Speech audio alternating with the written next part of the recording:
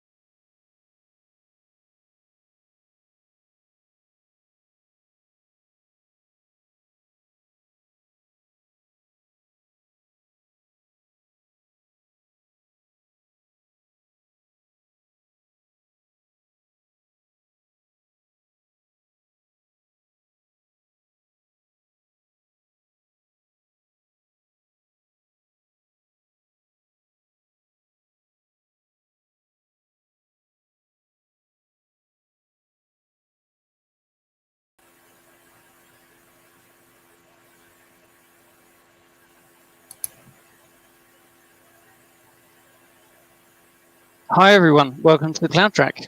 I'm joined by Vladimir. Yeah, Say hi, I'm Vladimir. Vladimir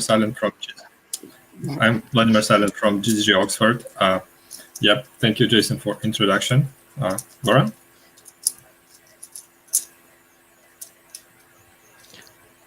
And so I'm Jason, I'm from GDG Milton Keynes, and over to you, Goran.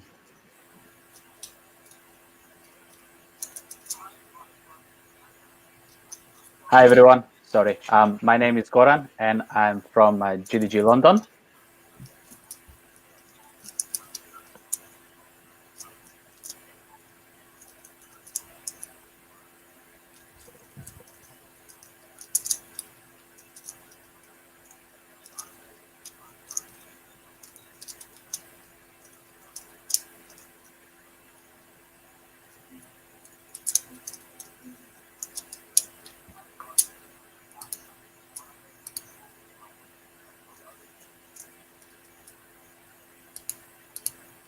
Hi, Vladimir. Not sure, can you see the slides? All right, yeah, so let's do some housekeeping first. We have 3 sessions today for the Cloud Track. Each session is a 30-minute presentation and about 15 minutes for questions and answers. For the questions and answers, please write your questions on the YouTube chat. We are also monitoring Slack channel if you are there, and please feel free to post your questions there. We will collect all the questions and ask the speaker after the talk. Please also make sure you checked the code of conduct. You can use the link below the video. And of course, for the social media, please share this stream or other streams with your friends using the hashtag GDG DevParty. And for the party, of course, don't forget to join us for the celebration and prizes at 7 p.m. And yeah, we prepared some nice prizes for you, so make sure you tweet about the event and share it with your friends. And of course, don't forget to join the party to win. We'll announce all the winners after all the talks are finished, so 7 p.m. Stay tuned. And as you probably heard in the introduction, we have 4 different tracks today. If you'd like to jump to any other tracks, you can find the links under the video.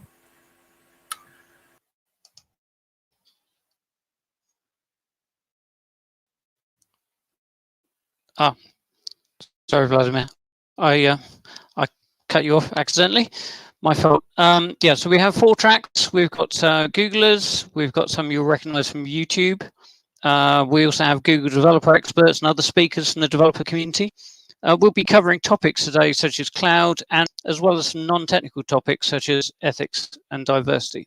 So I'm going to hand over to Goran, and he's going to take you through the agenda for the cloud track. Thank you, Jason. So as Jason mentioned, we will have plenty of speakers across all the 4 tracks, and I will go through the track agenda for the cloud track. First speaker, we have Swapnil, who is a software development manager at MasterCard, and also he's a Google developer expert for cloud. He will go through the latest of Google Cloud Storage options, along with demos. Second speaker, we have Martin, who is cloud developer advocate at Google. He will go through the serverless cloud computing, technical architecture, and real-life use cases. And the third and last speaker for today, we have Jen, who is cloud developer advocate at Google, and she will go through identity platform and identity-aware proxy. So that will be our 3 speakers for today. I hope you all enjoy it. And over to Vladimir right now, who will be able to introduce our next speaker. All right, so let's get started with the cloud track. Just as a reminder, please put your questions in the discussion so we could ask them later. And so for the first talk, I'm really excited to welcome Swapnil Parashar. Swapnil is a software development manager at MasterCard. He likes emerging technologies, which led him to Google to develop skills in Google Cloud Platform, Google AI, and Android apps. He's a Google developer expert in Google Cloud Platform technology and has showcased innovative projects at Google Cloud Next 2019. Swapnil. Thanks, Vladimir. Hey, guys. Morning, afternoon, and good evening from wherever you're joining. So I'm going to start with my talk here first on Google Cloud Storage options. So this does include some demos. What I will go through is try to go through it quickly. I do plan to show 3 demos. And then we have some time for question and answers. So I'm going to switch back to the presentation slides. Since there will be demos, I'll be switching on and off between the demos and the slides. So storage options. Before we even start about storage options, why are these important? We all know in today's world, machine learning, AI, these are built on what? Basically, you need data for this. Unless you have data, you can't build a good machine learning model. And for data, it's not just transient data. You need to have it persistent. You need to store it. So that's what I'm going to talk about. So that's why these storage options are very important. If you look at Google Cloud Storage options, the traditional ones, there's Cloud Data Stores, NoSQL one. There's Bigtable. There's Cloud Storage, which we all know is object storage. There's Cloud SQL, which is relational database. There's MySQL, PostgreSQL. There's Cloud Spanner, and there's Persistent Disk, which is essentially block storage for VM instances on GCP. There are quite a lot, and at first sight, when you go to Google Cloud, you may be confused with so many options. But if you read a liner or 2, it clearly explains. So I will talk about that, how you could possibly choose your options. I will keep an eye on the phone in case my audio or the video breaks up. So if you look at these ones, they're described in more detail. You can see data store, Bigtable, they're all NoSQL. And then you have ones like SQL and Spanner, which are SQL relational based relationship. So there's transactional ones, and then there's analytics processing ones. You can also see which ones are complex, which ones are easier, and they pretty much have a lot of capacity to hold through. Then there are some new ones as well.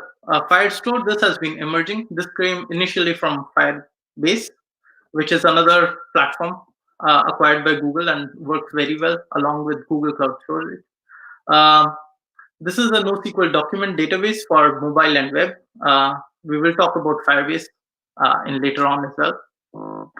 Then there is a file store, which is essentially a file system, network file system that has file system capabilities.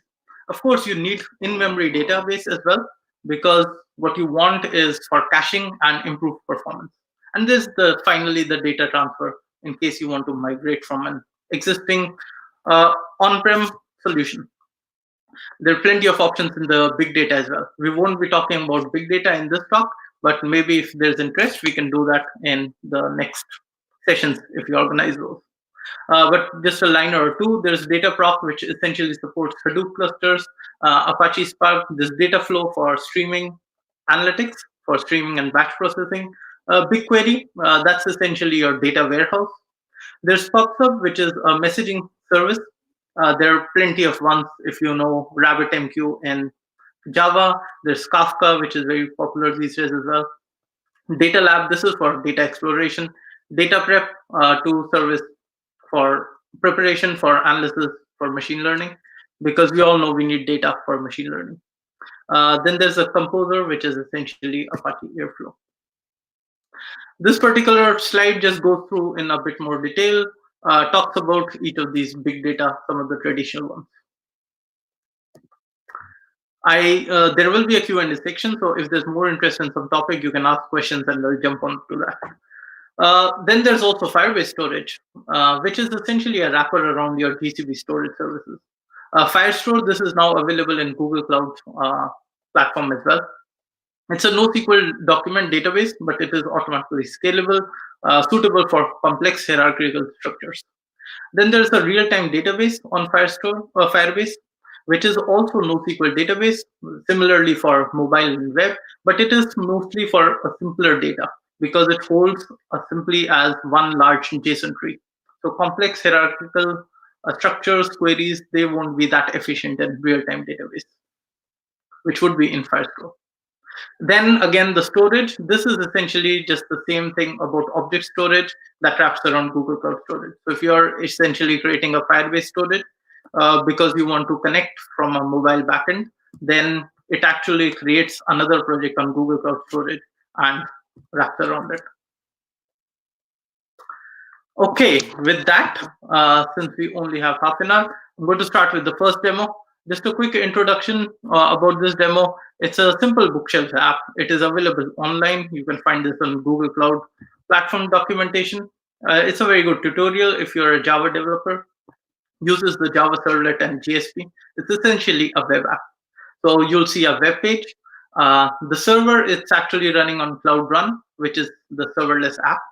And coming back to our topic of the storage, what this will have is essentially you're creating a bookshelf. So there will be covers for the books, and there will also be details about the book, for which we'll use Firestore. And for images, because it's better optimized for object storage, then we will use the storage option. I have put a snippet of code which essentially shows you how easy it is to make a read from the collection of books, which will essentially show on the JSP page. So very small code, very easy to do, and I'll go through that.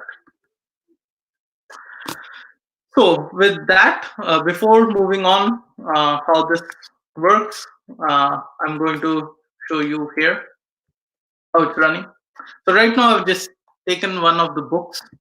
As you can see, I've called it The Social Network by Mark Zuckerberg. It doesn't matter, test some, and how that looks into the Firestore database. So you can see it's a document-based database. Now my slides, if they're being delayed, I'll probably get a message. If I don't, I'll assume everything is in sync. So you have your books, then it creates a unique ID for that document, and the document is essentially a data structure, key value pairs like a JSON. So you have your author created by this test image URL, which essentially points to your storage option published on, and as you can see that it matches the details over here.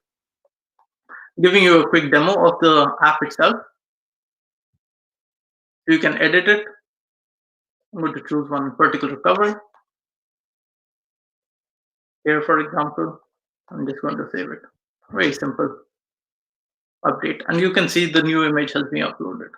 What I do want to show is if I now open a database, a storage, I will see that option. So if people haven't not looked at this, it's organized very nicely here. There's the products here. Then there's the compute options. I had talked about where my server is running. In this case, it's Cloud Run. And there we see all the storage options. I've shown you the Firestore just now, which contain the details of the app just over here, as you can see. And then there's the storage. So it's object-based storage. You can map it as a folder. It's essentially a bucket over here. I've named that bucket with my unique app ID _bucket. And once that loads, you will see a different number of images that obviously I have tried and demonstrated.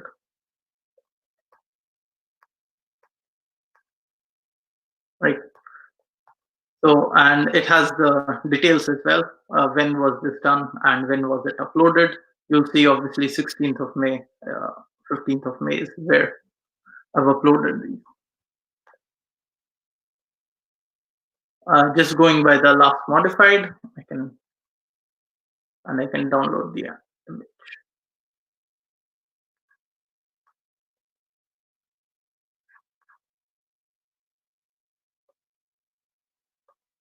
So if I organize this by the images, just give me a sec. Back to here.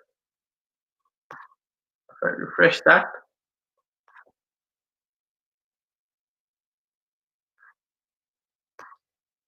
So the screen sharing, it's taking a bit slower to update this, but essentially what you'll see is my image has been uploaded, which you see on the web, and it would be in the Google Cloud Storage option.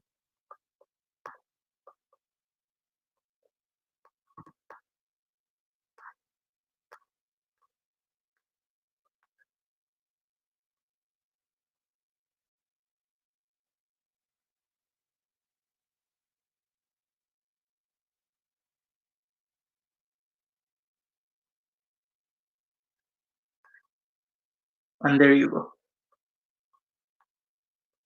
So that's how you can see that it was uploaded in Google Cloud Storage. Okay, moving on. And of course, I can always go back to the main URL, which essentially shows a list of books. I can add new books if I want to. I'm just going to great.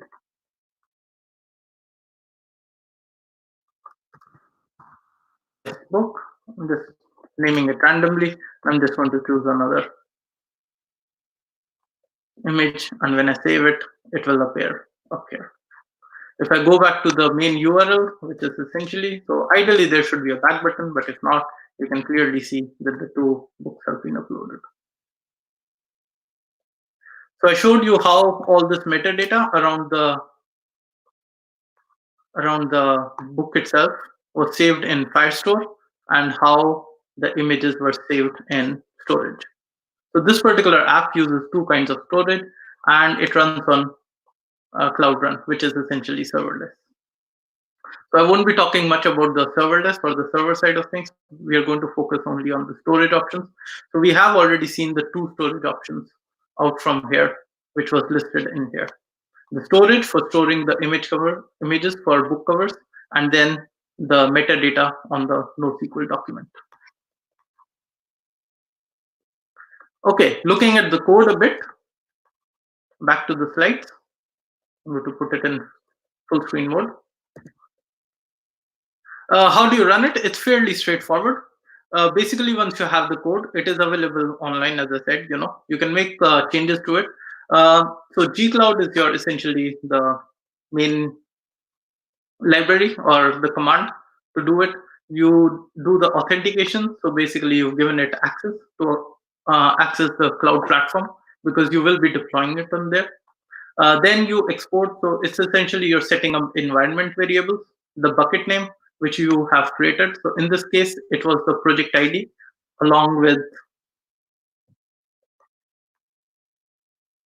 let me bring that page, along with my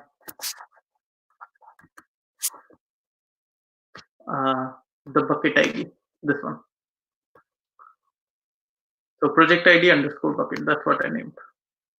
So you have your bucket name, then Maven command, because it's a Java project. If you're not familiar, Maven is the build management tool system. Do that and you can run it locally. So very simple to do it locally, and also to deploy it on Google Cloud. It's fairly straightforward. What you do is simply package the build, do the build, and then do the run and deploy it. So you do need to include your project name and the region, essentially where this particular will be hosted. You can give the other options like memory and of course the bucket name, that the one you've used there.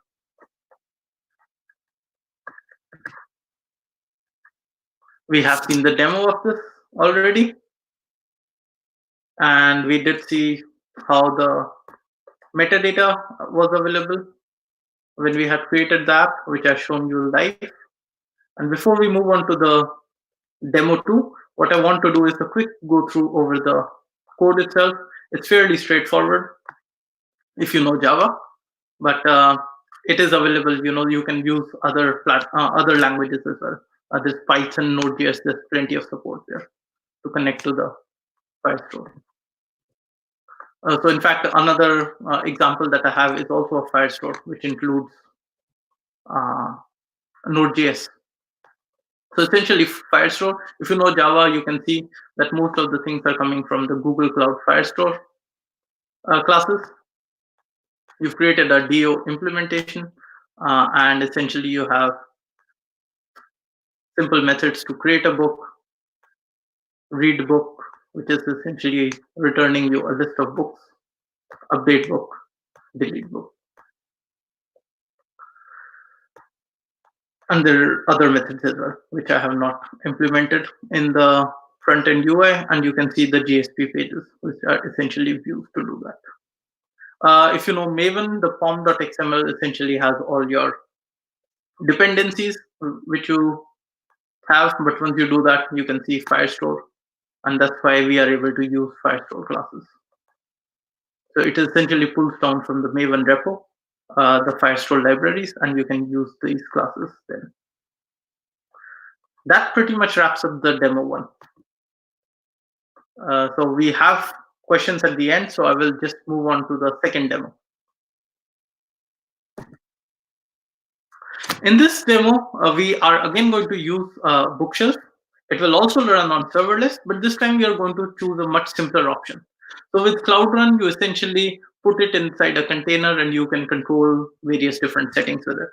But with Cloud Functions, it's just a simple function as if you're running a public static void main method locally and run it. In this case, we are going to use Python and again the serverless, but our SQL will be more structured relational database, which is MySQL.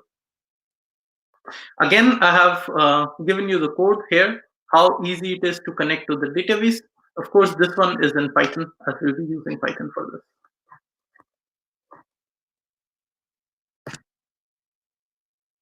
Okay, so what you do is essentially run and connect the, so GDE US SQL is my instance of the MySQL that I've created. This is my user, and I create a database guest book, use it, and then I simply create 2 tables and insert into those tables. And it's very easy to do that, and I will show you that here in my database. So if I go, so you can see this is my another project. I have plenty. If I drop it down, I have a few, but this is the one that I have for MySQL for my demo 2. So if I go to this particular page, I've shown you this option, the storage options. So go to SQL. Last time we had looked at Firestore and storage in the first phase. This time we are going to look at a relational database. And so it essentially brings it down to this particular page, and you can see I have 2 instances. One thing to note there, if you're only using functions, you need to have it in the same region. So I'm going to use US, and it's going to be slightly slower. So the instance name is GDG US SQL. There's one thing here called this Cloud Shell. It essentially lets you run shell commands. It connects to the VM that is connected where your database is hosted or the VM is hosted. It's very easy to do that. So you can do that manually on your machine as well if you have the proper SDK, the G-Cloud, or you can just connect it here. This is pretty much provided in most of the cloud providers. Okay, and while this is being connected, I'm just going to go to close this particular app and go to my slides to get the first connectivity here.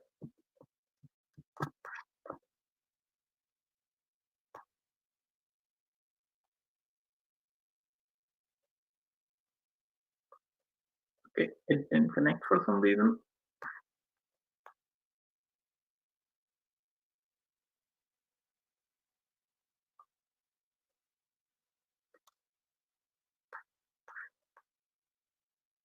I may have to switch between the two.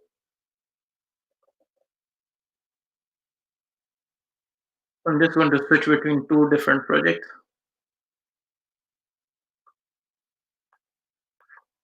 So for SQL, you need billing, but for other project, I didn't have the billing on. A bit slow.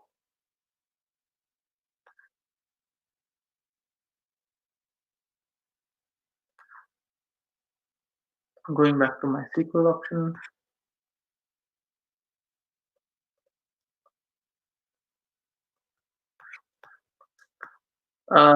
So it's still not recognizing this particular project. So what I'm going to do is try one more time. Otherwise, I'm just going to open up a new tab and try it there.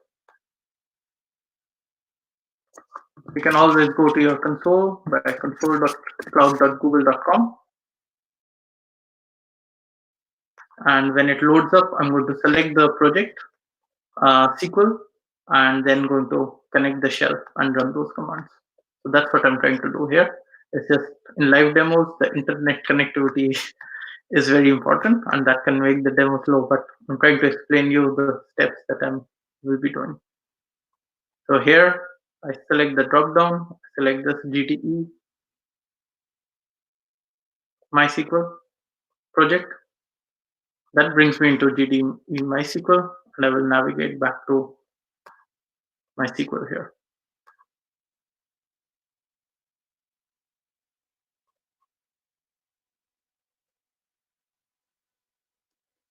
Okay, once I'm connected, I'm going to activate the Cloud Shell.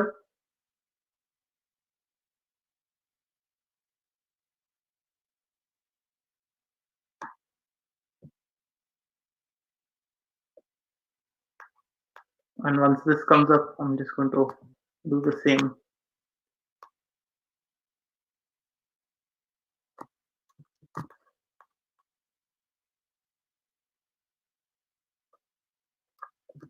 To run it.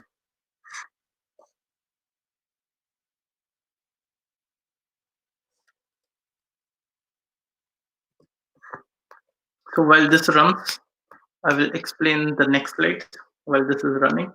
So I'm trying to connect it as a root user, and then what I'll do is essentially log in and check the database connectivity. So in that, what I will be doing is create the database, which I've already created actually, and I will just show you what entries it has, and then we'll try to modify it from the program. Unless my connectivity isn't good. So if this doesn't connect, we will move on to the second demo and come back to this.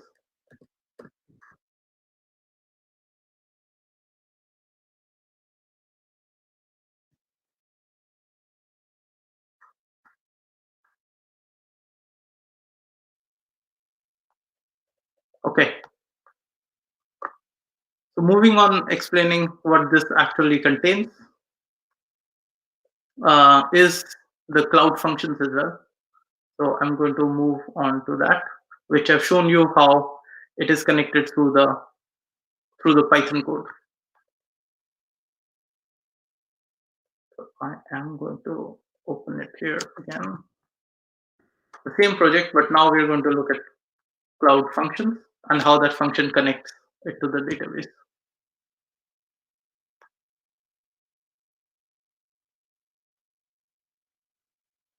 So we are here in the project.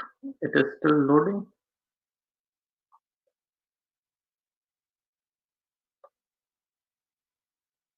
And once it's loaded,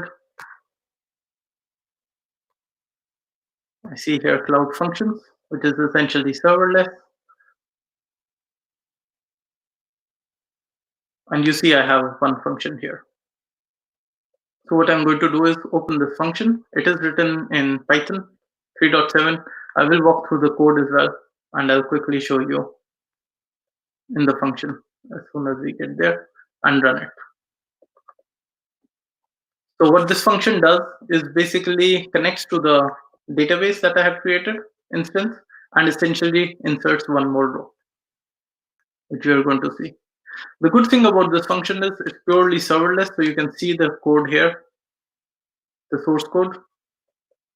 So it requires these two things. If you know Python, you know there's MySQL and then there's SQL Alchemy, which we'll be using to connect it. I'm going to put it to full mode here so you can see the code clearly. You connect to the database, which is my database connection over here, a GD MySQL US Central, which you will see up here. I'm going to kill this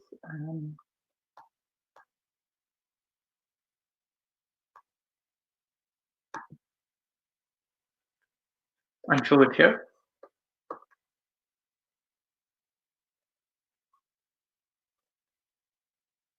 You can see the connections here, and you will see the same connection string.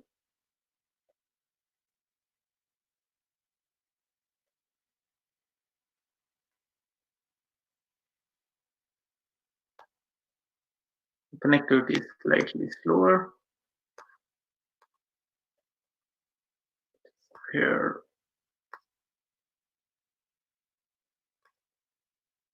Okay. And you can see here the connection string, which is GD MySQL US Central one, which you also see in the code.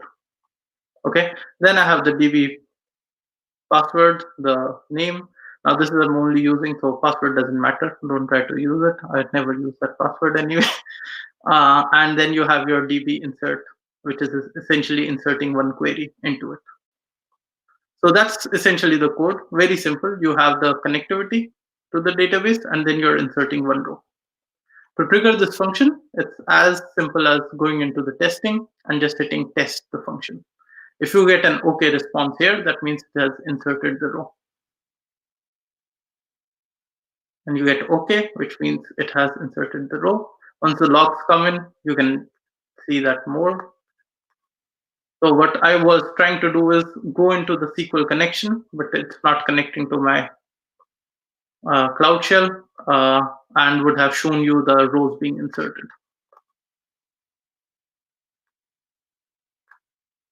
But we can check from the logs also. And you can see function started. It took about this much second, and the status code was 200 OK.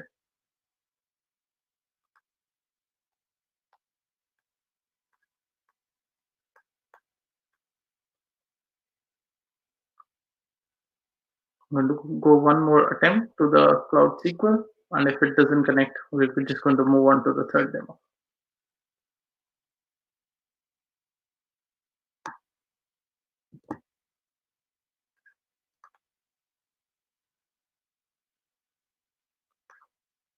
So what we have done in the first one, it's essentially a web app with a Java server. And this is looking slightly promising. So I'm going to have a go at it.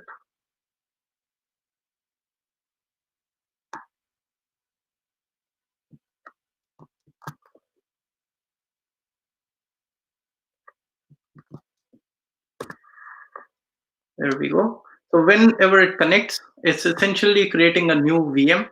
So it needs its IP address to be whitelisted on the SQL Server. And because the shell every time has a new IP address, it can't have it at the same time. So it doesn't take 5 minutes, but that's the maximum time it can take to do a whitelisting. So it's essentially a piece of security there. And once this connects, what I will be doing is essentially it will prompt me for the password, which is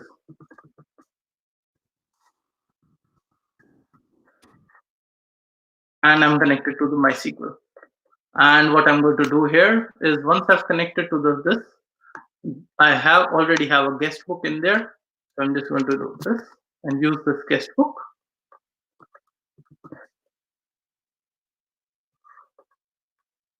Okay, so now I am into that guest book, and I can simply do is select star from the entries table, which should display all the entries that I have in there. You can see here I have 5 entries, and this third guest, also this one is essentially coming from my function code, which I have. What I could also do is I can test and trigger this again. So if I do that and insert one more entry, I get a OK. And if I run this, what do you expect to see is simply one more entry. And now you can see I have another entry. So see how quick this particular function is. All you need to do is run it. It's done. It scales automatically. It's up there, has the connectivity. I've shown you the code. It's as straightforward. And you get one more row in it. I absolutely love this thing about serverless and the connectivity to a proper relational database, MySQL. We still have 3 minutes, so I'm going to try for the third demo, which should be interesting because web app and maybe serverless, these are new things. But what is really cool is the Google Assistant. So in the third demo, what I've done is change the client, and it's not a web application or a server. It's Google Assistant this time. So I'm going to go to the presentation mode. So what does this contain is essentially a chatbot that I've built, and I've deployed it on Google Assistant. It has the code in Node.js. It does run on serverless on Cloud Functions, and then uploads the topics in Votes. So for that, I'm just going to connect my phone and share my phone screen so you can see it. And even if you don't see it, I'm sure when I invoke it through my voice, you will hear that stuff.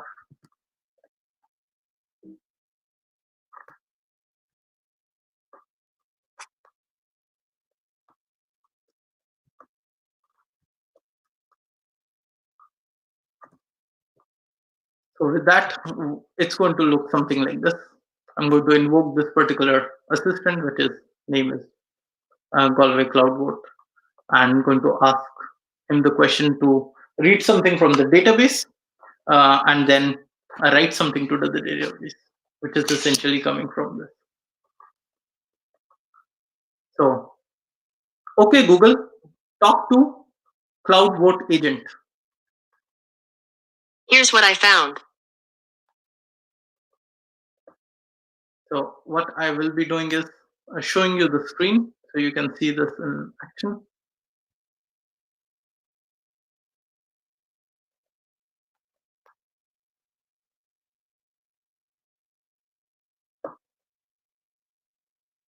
So I just need to allow that.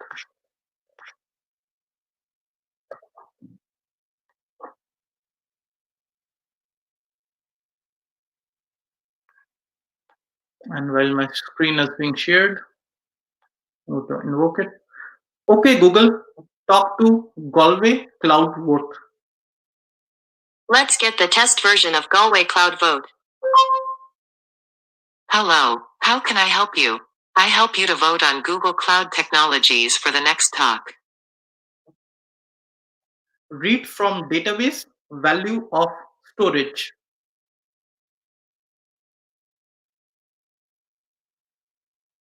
It's going to run the function and come back.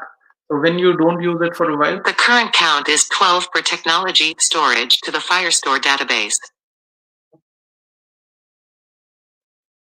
register my vote on storage. The new count is 13 per technology storage to the Firestore database. So you can see here what has happened is the current count was 12, and when I did one more vote, it went up to 13. It's all being saved in a document. If my screen share works, I would love to show that. Let me have a quick go at it one more time, because it would be nice to see it on the screen. And that is essentially the last part of it. Is installing something. Hopefully, I will move on to the slides. As soon as this is installed, I'll come back to it and show you the same thing by sharing my screen. So this is what happens when you run on Assistant, and this is what the code looks like if you're using that. It does use Cloud Firestore only. And that pretty much wraps up my talk. I'm just going to see if my screen sharing has come back. If not, I think we can go ahead with the questions. And as soon as it comes back, I'll try to show you the same thing in action.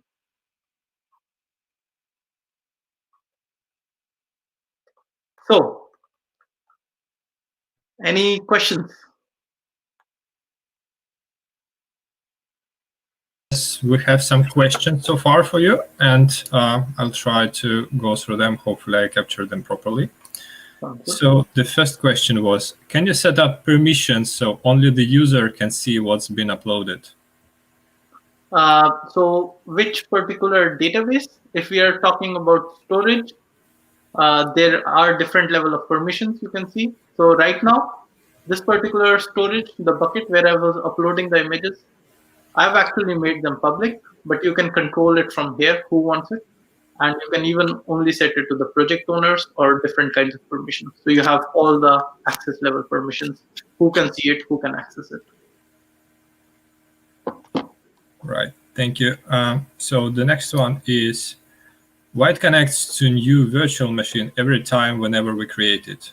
I believe this is related to your second demo. So it's not like so it doesn't create a new VM. It's only when it is automatically scaled up.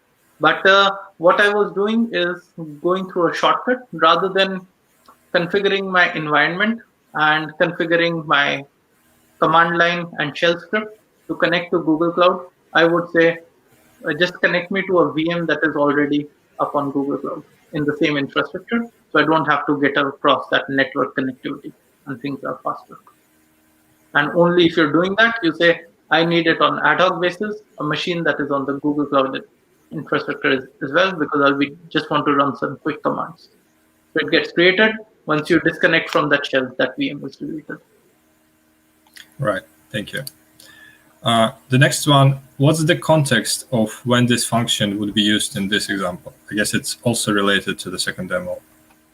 Yeah, so this function is very interesting. So it actually applies to both second and third demo. So what happens in detail is essentially you have a function to be triggered. Now that could be, maybe you want a notification if someone uploads a new file, whether it's a customer, whether it's someone from administration. Those sort of notifications you can get. Or there is also the case where I'm talking to my Google Assistant and I say a word, it can respond fine, but I want some action to happen. For example, I wanted to go to a database, write an entry. For that, you need server-side code. But you don't need a hectic server with all the details. All you want is a command being issued and a server that is ready to handle it. In that case, it creates a cloud function that is up on the server. And once it gets it, the server can connect to the database and write those entries. If that makes sense. Yeah. Just quickly, because now I have this connected, I may show this. Yeah, sure. Okay, Google, talk to Galway Cloud. I'm already connected, so I'm going to cancel this particular agent. I'm going to invoke it from the start. Cancel. So Can you say that again? cancel, because I want it to die and I want to invoke it from start. Okay, Google, talk to Galway Cloud Vote. Here is Let's Get Talking. Vote. That's what happens when you talk, but it's still an interesting demo. Okay, Google, talk to Galway Cloud Vote. Here's the test version of Galway Cloud Vote. Hi, how are you doing? I can help you to vote on the interest in Google Cloud technologies. Read from database value of storage. The current count is 13 for technology storage to the Firestore database. Register my vote on storage. The new count is 14 for technology storage to the Firestore database. Cancel.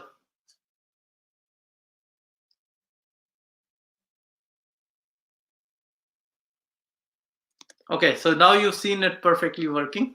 So essentially, you have your data. So my command invokes the server and actually writes to the database. Now imagine how powerful this could be. That means you can pretty much, when they show, any server, you don't need to build a website. You don't need to you build a chatbot, deploy it on the Google Assistant. That means people already have access to it. And all they do is, I want to order this food. It goes to the server, orders the food, and everything is done. All you need to know is the unique name of the agent. And again, it is using the Firestore, which is a NoSQL database in a document-like structure. And that's why it has these powerful capabilities to do that.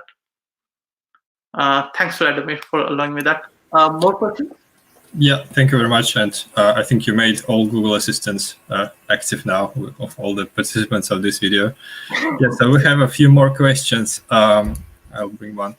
Since Cloud Functions scale exceptionally, do you have any connections limitations on RDS? I will have to check on that. So there are certain things. They do scale, but multi-threading and sometimes, so Google doesn't support in Java, but if the language requires some speed up time, it can take some time to start up. That's the only thing.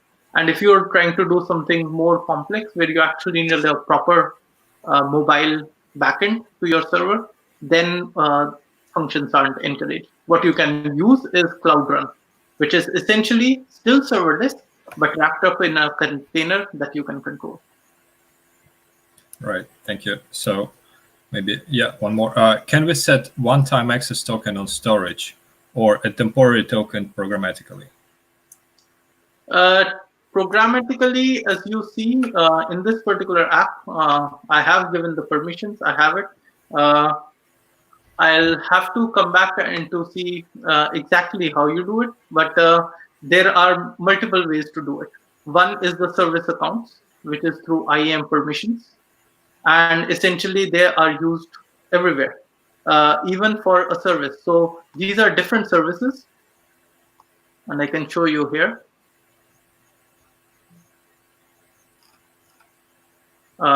And I know there's another talk which is going to talk more into details about this, but you will see different services. So if I want to say one of my server that is uploaded, as you can see here, the AppSort G service account, it has edit permissions. So this is essentially what it's saying is my server-side code that I deployed in Google Cloud Run serverless can access that particular bucket. And that's why I'm able to upload it through web app. Because what I may end up doing is maybe have 5 different apps in the same project on different environment, but I don't want them to access the same bucket. So this through service accounts, they give you a very good handle on how to access, what to access. Another way, if you're making REST calls, these service accounts are actually much important, that you get a service account, you download it, set up in your environment, and then generate a token. That token is valid only for 30 minutes. So I was working on a project that was confidential with Google, and essentially the way we got access is our email address have to be listed. Then we were added as a project. Then we had a service account. Even after all that security, we had to use our service account to generate a token, which would only be valid for 30 minutes. And that token generated for 30 minutes has to be sent on with every request you're making to the server or that confidential project. Right, thank you. So I guess the last question so far. Thank you very much for the talk. It was very explanatory. My question is it better to write the Android app in Java, or if the server side is in Java? It doesn't matter. So back in long back in 2014-15, what they used to do is the app engine, which is also serverless, and you could connect your Android Studio with the backend in the same, and which means that you could use your server-side code as it was local to your machine, and you didn't have to create another client. But that is not there anymore. There are various reasons behind it. Firstly, in 2019, Google I/O, Google announced their primary language is Kotlin, so they're making a change away from that, and Cloud Functions don't support it. So I would say, if you're a beginner and you don't have much Java experience, try with Kotlin. It's more suitable for the front-end developers, but if you have Java, you can still use Java. And even though Kotlin is the primary language, they have more support in Java samples, but that will change over time. All right, I think we've got all the questions answered, and thank you again for the talk, and also thank you for finding time to be a part of the DevParty organizing team. And I guess we have just a few minutes before the next talk, which starts shortly at 5:30, so stay tuned.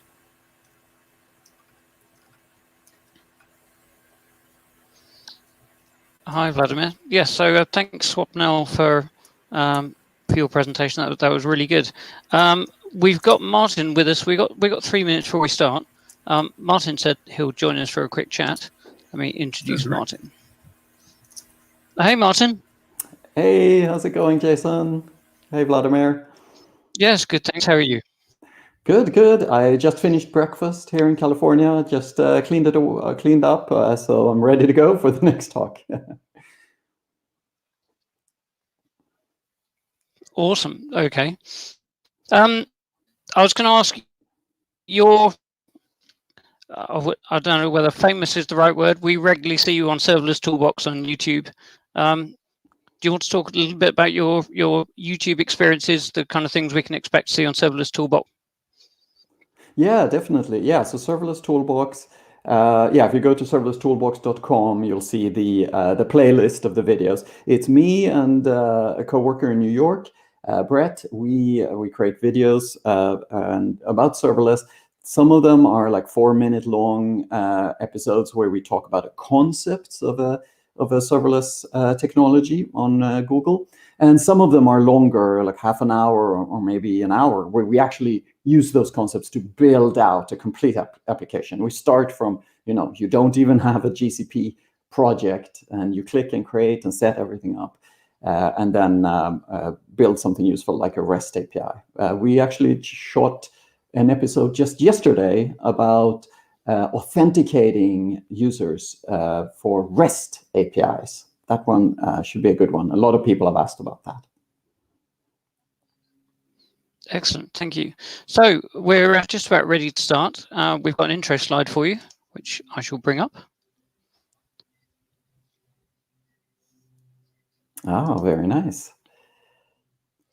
So next, I'd like to announce Martin Omander, who you've just seen, and he is a cloud developer advocate at Google.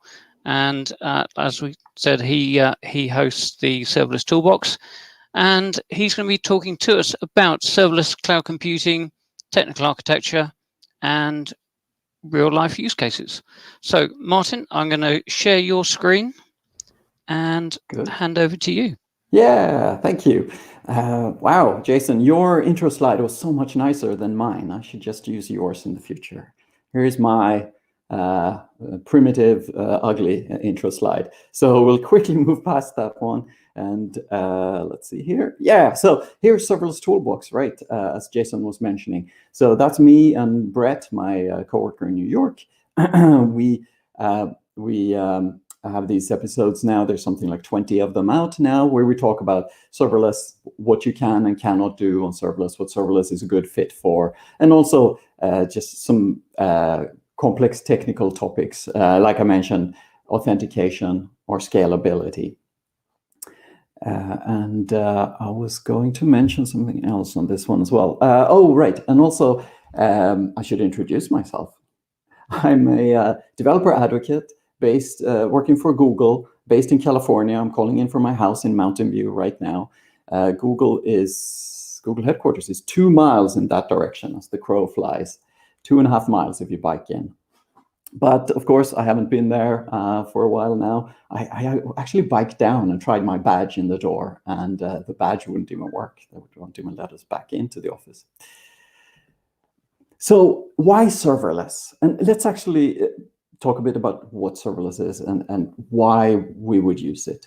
So a lot of us have come from, server background. We know how to set up Linux machines, or maybe we know how to set up virtual machines.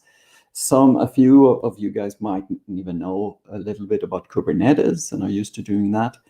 But with serverless, you can get auto scaling, so that when, for example, I have a hobby app that I built that runs on serverless. It used to get a few hundred users a day, and then somehow it got out on social media in Mexico, of all places. And one day I got 2 million visitors. And going from a few hundred to 2 million, I didn't have to do anything. I just leaned back and watched the numbers because Google scaled it up for me. And it's fully managed. I don't know about you, but I don't really know much about server maintenance, and I'm not really a Linux guy. I'm an application level person. I know all about writing great applications. I don't know about those other layers. So it feels good to know that Google manages all that security patching and all that. I don't have to do it. And then the most important, you can just get your idea out there faster. So let's talk about a customer who actually is using Google Serverless. This is MediaMarkt. They have about 1,000 stores in mainland Europe. Started in Germany in 1979. They now have stores everywhere. Whenever I fly back to Sweden for my summer vacation, no Swedish summer vacation is complete without going to MediaMarkt, one of their stores in Sweden, and pick up some electronics. So MediaMarkt, as I said, they started in 1979. So of course they don't have any cloud stuff, right? Or back then they didn't. Cloud computing didn't exist. Everything was on-premise. So all their servers, everything they set up on-premise. They were really good at that. But they noticed that it was slow to set up new systems and to set up especially new web-facing systems. So over the last 5 months, they've started moving over to Kubernetes engine, which is great if you know Kubernetes, or so I hear. I don't know Kubernetes myself. But MediaMarkt, they have now moved over so many projects to Kubernetes that they have a pretty good process for it. They know what steps they need to take. So they know they need to create the project in Google Cloud Platform. They need to set up their NAT, the shared VPC, all those good things. And I'm happy to admit that I don't know what half of these means, because I'm an application level guy, not a network person. So this is all good, and moving to the cloud and Kubernetes engine saves them a lot of money and a lot of time. And launching an application, this is much faster than launching on their on-prem, because on-prem they have to physically buy new servers and so on. But now that they have pretty good metrics here, they thought, what if we went serverless for one pilot project? Just to see, what of these things do we need to do? How long does it take to launch a new application on serverless? So they went with Cloud Run, And that is a new serverless, that is one of the serverless compute platforms on Google. And it turns out there are many things they didn't have to do. Many things from the old serverful world they didn't have to do.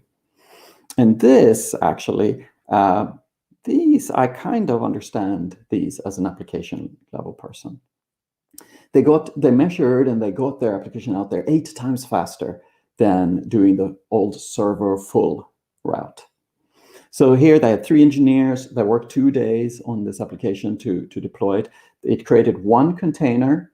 This is a Docker container. If you haven't heard about containers, haven't used them, don't worry. 1 year ago, 12 months, almost to the day, I had not heard about containers either, and they scared and confused me. And now, a year later, I love them.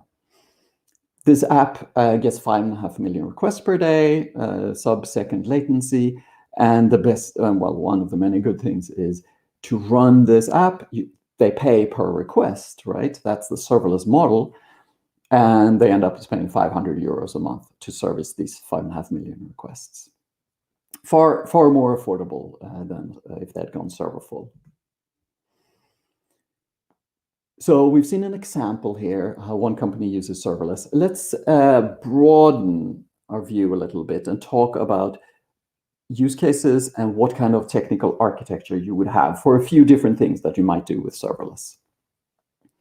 And of course, serverless yellow boxes in this graph worry me because I don't really know what they mean. I don't want to deal with them. I don't want to set up physical security for my application, like who gets to touch the server, badge readers in the data center, all that, well, I don't know. Network hardware, I don't know anything about that. All the yellow stuff disappears if you go cloud. And what's even cooler, though, is that if you go serverless, you don't have to worry about the green boxes. Some people ask, but what happens with all the people who worried about the cloud, about the green and yellow boxes here? Are site reliability engineers or DevOps people, operations people? Well, I think we've seen this in projects that there is a place for them, because I myself, as an application level guy, and maybe many of you are application level people as well, I would live in the top left blue box here, application development. I would write my applications there, everything would be good. My site reliability engineer friends, they would go to the top right box here. They can now do monitoring on a far higher level, a more meaningful level. So instead of just measuring, oh, is the internet card on this machine working? Or what's the latest patch level of Unix kernel on that machine versus that machine? Instead, they can now worry about metrics that the business cares about. Like, what's our revenue today compared to yesterday? What are our response times? Oh, our response times are 10% slower today than yesterday. Why is that? Okay, tune a query maybe. So still plenty of work for everybody, but I think more meaningful work. So serverless is kind of like having custom house or moving ready house. I've never lived in a custom house, so I don't know what it's like, but I hear it's amazing because you can pick your plot of land. It may take you some months, maybe years to find that plot of land, negotiate, buy it. You get an architect to design something. In another few months, you start building. Maybe that's another year. But it's amazing because now you get everything exactly the way you want it in your house. You can choose what type of glass you want in your windows. Then there are other people like myself. It's nice. I mean, that would be cool to do someday, but you know, this house here, it came, I bought it used. Somebody else had built it. I was fine with the type of glass in the window panes. You know, I can see out.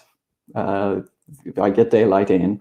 It's good. I don't need to pick that. And I don't want to spend months and years making all those little decisions. I don't want to wait. When I bought, I was living in an apartment here in Mountain View. I wanted to move to a house. I didn't want to wait for 2 years, do 2 years of hard work, and then move into my house. I wanted to move in right away. So that is serverless. And then if you don't worry about what kind of material the ceiling, the roof will be, or what kind of glass you want in your panes, if you're okay with the standard choices there, then you can spend your time thinking about appliances, furniture, what to watch on TV, what to cook for dinner. I think that is more important. Well, in my life, that's more important. Not for everybody. Not for everybody. Some people will happily go through the years and the extra cost of going with a custom house. But you'll have to think about what suits you and your organization best here. Is time to market important? Go with serverless. So as we heard from Swapnil, there are a few different products here that we can use for serverless on Google Cloud. We have App Engine, the OG serverless. App Engine is actually older than Google Cloud Platform. It is a really mature, well thought out product. Bugs have largely been worked out. It works super well. This App Engine was launched in 2008. And I love App Engine. It's great if you want to deploy source code to the cloud. You don't want to worry about containers. And everything's fully managed if you want to write web apps. If you care about containers, and I want to put a bug in your ear here. You may not think you care about containers, but containers are pretty awesome. We'll go into that in a little bit. Then Cloud Run is what you should do. And Cloud Functions is if you want to do the things like you saw Swapnil in the previous talk. He had a little piece of code only. It wasn't long. It went out, got something from a database, returned something to users. Simple stuff like that. Cloud Functions is great because there's no really files, YAML files around it, no configuration. You just upload your little function and you're done. So App Engine, you can have custom domains. We have a curated set of runtimes here: Java, Python, Node, Go, PHP, and Ruby. So if you have one of these, you want to deploy source code, you have a web app or mobile backend, App Engine is the way to go. Now Cloud Run, and this becomes interesting. Cloud Run was launched about a year ago. It went out into general availability in January of this year, I think, so about 4 months ago. This is a container. So why a container? Well, you see here that it says any language, any library. With App Engine, you could use those languages that Google have prepared for you and those libraries that Google has put there for you. But once we move to containers, you have total freedom. You can pick any library. You can put binary libraries in there that you don't even have source code to. You can put full applications in a container. Like I have one service running that has LibreOffice as part of the container, and my code invokes LibreOffice to do things, automation. So containers give you great flexibility and portability. Once you've built your container, if you don't like Cloud Run, then you can take your container and go and deploy it somewhere else, either somewhere else in Google Cloud on a different product, like a Kubernetes engine, or just take your container and leave Google. I hope you don't, but it's kind of like emergency exit on a plane. You hope that you will never have to use it, but it feels good that it's there. And consistent deployments. Yeah, before Google and a long time ago, I worked in a bunch of startups, and this would happen to me all the time. I write something in Java on my developer machine. It works great. I deploy it, and it breaks in the production environment. Why? Probably because maybe a mismatch in Java versions between my machine and the server, or a mismatch in libraries. Like I use this one little nifty library that I found and downloaded yesterday. That library doesn't exist on the production machine.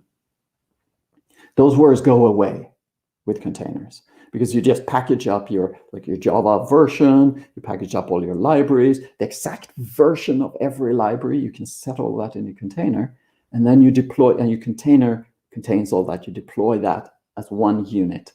So you know if it works on my machine, it works on the server. I love containers. And finally, cloud functions. As we saw, like in Swapnil's script, you need to take a request, do a little munging of that, or send it off somewhere, or look up something in the database and return something. Cloud functions is great. Also great for, you know, how sysadmins have always had those little shell scripts lying around, right? Like, oh, whenever, you know, once a day, go out and check this directory on the file system and see if there's a file there, then parse it and put the values in the database over here. Or if an email comes in over here, or if I get a notification from there, then delete that file. Those little glue code that may be, you know, 10 lines, 20 lines, 30 lines. Cloud Functions is great for that. So yeah, here we are. It's the glue that puts everything together in the cloud platform. So, for example, I know of one large customer in the UK. They use Cloud Functions whenever a new project is created, a new cloud project is created in the organization. They have a cloud function that goes in and makes sure that sets up the security, everything, and all the roles, and helps with compliance by being automated. So instead of a person going in and doing that on every new project, a little glue code in a cloud function can do it. Yeah, let's talk some more about customers. We have Khan Academy, which also, as it happens, is 2 miles that direction in the way the crow flies. They're down there. If you, like me, have kids, you may have had Khan Academy in your home recently. I know my daughter the other day was watching a video about quadratic transformations. I don't know what that is, but I'm sure my daughter does. The Khan Academy has a lot of great videos about math. They started in math. Actually, Salman Khan, he started in 2008, started creating videos for his cousin who was having trouble in math. And then Salman Khan, many other people started tuning into those videos. So eventually he quit his job and started Khan Academy, this non-profit. And they now have thousands of videos, and math is where they started, but they have history and all kinds of other subjects as well, and quizzes and stuff online. So with Khan Academy, they start with a few videos, like a hard-coded website with links to the videos, things like that. You can do that when you have like 10, 20, 30 videos. But eventually you start getting more and more and more. And now they have something like 2,000 videos. So now it becomes a chore to keep everything updated, to keep the website updated, to make sure everything works. And of course, Khan Academy, their folks, their employees, they are really good at creating learning videos. They want to spend their time creating those videos. They don't want to spend their time writing like some new operating system for the web. So they went with App Engine. It's a single platform that could do everything in App Engine because it is a mature product, everything's integrated, everything's right there. And the result is that, well, this was before the pandemic. They had millions of monthly unique visits. I'm sure this number is much higher now. And the thing, when we talk to Khan Academy, the thing that they like about going serverless and going with App Engine is that their developers now spend 99% of their time in building new great features in the app. Not worrying about network submask nets or figuring out what kind of network hardware to have or figuring out how to set up firewalls. That has just been lifted off of their plate. So typically many times developers spend 50% of their time on that. Now when they can spend 99% of their time on the application, that is like you double the number of developers in your organization overnight. Guesswork. This is an interesting company, actually. I hadn't heard of them until recently. They do product recommendations, and they focus on markets where product recommendations for online commerce. And they focus on markets where there isn't a lot of history with online shopping. So there isn't that database of, we know you bought these 100 things, and we have another million people who both bought similar things. So now we know to recommend these 50 new things. They focus on these markets where that data isn't yet available, which is actually the most of the world. So they were setting up, they wanted to scale big, launch in many new countries, but they did not want to become a big company. They're still a startup. They want to stay small, have a small team, because you know how it is. You hire another 10 developers, and then all of a sudden everybody had to hire new managers, and then you have to hire new managers for those managers, and then everybody spends their time in meetings and nothing gets done. They wanted to stay small, focused, and nimble. So they went with Cloud Functions. The users call on their phones or computers, read data from Firestore. When Firestore is updated, Firestore is this NoSQL database Swapnil talked about. Whenever something is written to Firestore, that triggers Cloud Functions. Those Cloud Functions, in turn, insert data into BigQuery, which is a machine learning analytics database. And they send things off to the Vision API to try to understand, okay, what is this product that the person bought? And this stuff feeds in the BigQuery data and the tags of the computer-generated tags for the images. They feed into the recommendation engine. Setting up this pipeline, you can certainly do this in a serverful way, and you have lots and lots of control if you do that, down to what Linux versions you want on all of these machines. Guesswork didn't care. We want it to work. We want to keep the team small. We want to launch quickly. This is perfect for them. So here are some use cases. And we're going to go into these just in a minute here. But roughly speaking, I would say App Engine is great for web applications. Cloud Run is good for most things if you like containers or if you want to get into containers. And Cloud Functions is great for this sort of glue code for keeping things together. So let's go through some actual architectures here of what people have built. Things that people have built. The first one is web app. This is going to be the simplest architecture diagram you've seen all day, because it only has one box. If you're building a web application and you decide to use App Engine does everything for you. You don't need to compile your code. You don't need to package it into a container. You don't need to do any of that. You just upload your source code, and Google configures and deals with all the configuration and launches your app for you. Now, let's say you want containers because of the reproducibility and the what was the word? Predictable deployments. Then you could go down this route. You could build them in Cloud Build, so you get consistent, nice builds. Cloud Build is actually a build server just for you up in the Google Cloud Platform. And you get this automatically if you create a Google Cloud account. Then when you build a container, you would have a nice list of all your containers and all the versions of those containers in the container registry. That's automatically turned on. It's part of your Google Cloud project. And then once you have this nice list, like, oh, here's version 1 of my app, here's version 2 of my app, here's version 3, here's version 3.1, you can now deploy them and run them on Cloud Run. You can even do things like, we have version 3.0. It's been running for a week in production. Things are looking good. We want to launch version 3.1. But it works out in testing. Everything looks good. But let's just make sure everything works in production. Let's not break anything. So maybe you deploy that, and you can say, send 1% of my traffic to the new container. And then everything goes well. Maybe you send 5%, 10%. If things still are going well, you might go to 50-50 split between your new containers. If everything's still looking good, you cut everybody over to version 3.0, to the new version of your container. And this is, of course, how Google does all its deployments.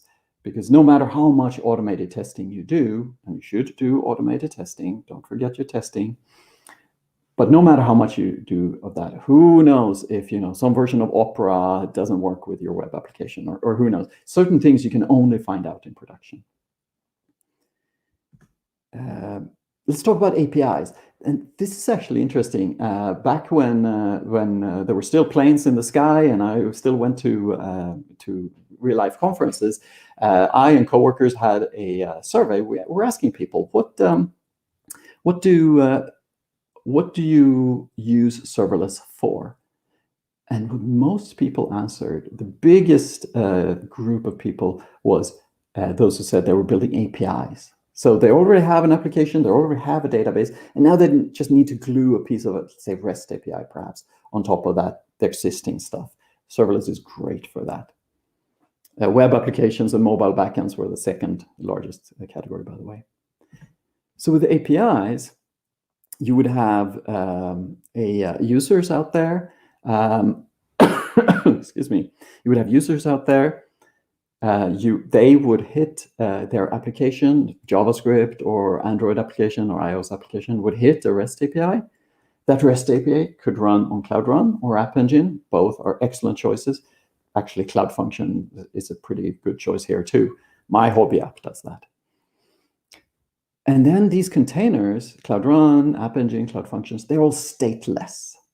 So they have memory like a goldfish. Between one call and the next, they don't remember anything. As a rule, there are exceptions, but as they are stateless, and being stateless makes them very easy to program. But any application, of course, must have state. Know who the user is, or know the user's email address if they ask you to send an email, some things like that. So that stuff, that data persistence, we put in a product that's specifically built for data persistence. And this is actually what Swapnil's talk was all about. There are many, many choices down there. I happen to like Cloud SQL. We saw Swapnil showed us how that is done. I love Firestore as well. Swapnil showed us as well. Then over time, as the organization grows, you might start to find that you have many sort of applications or services talking to each other. And this is the various, the four logos here in the middle of the screen. So now you have this complex system. Some people call them services. Some people call these applications. Some people call them microservices. It's a matter of emphasis and how big you want them, how many you want. But these need to talk to each other. And what's neat here is that if you have a large organization, you assign one team per box here. One team per logo here, the four logos in the middle of the screen. So that team is responsible for their microservice or their service, their application, whatever you want to call it. And if one of them maybe takes requests from the field, from users, and then it needs to know something about customers, it hits up the customer service that the customer service team has built. Customer service team, they are experts in that.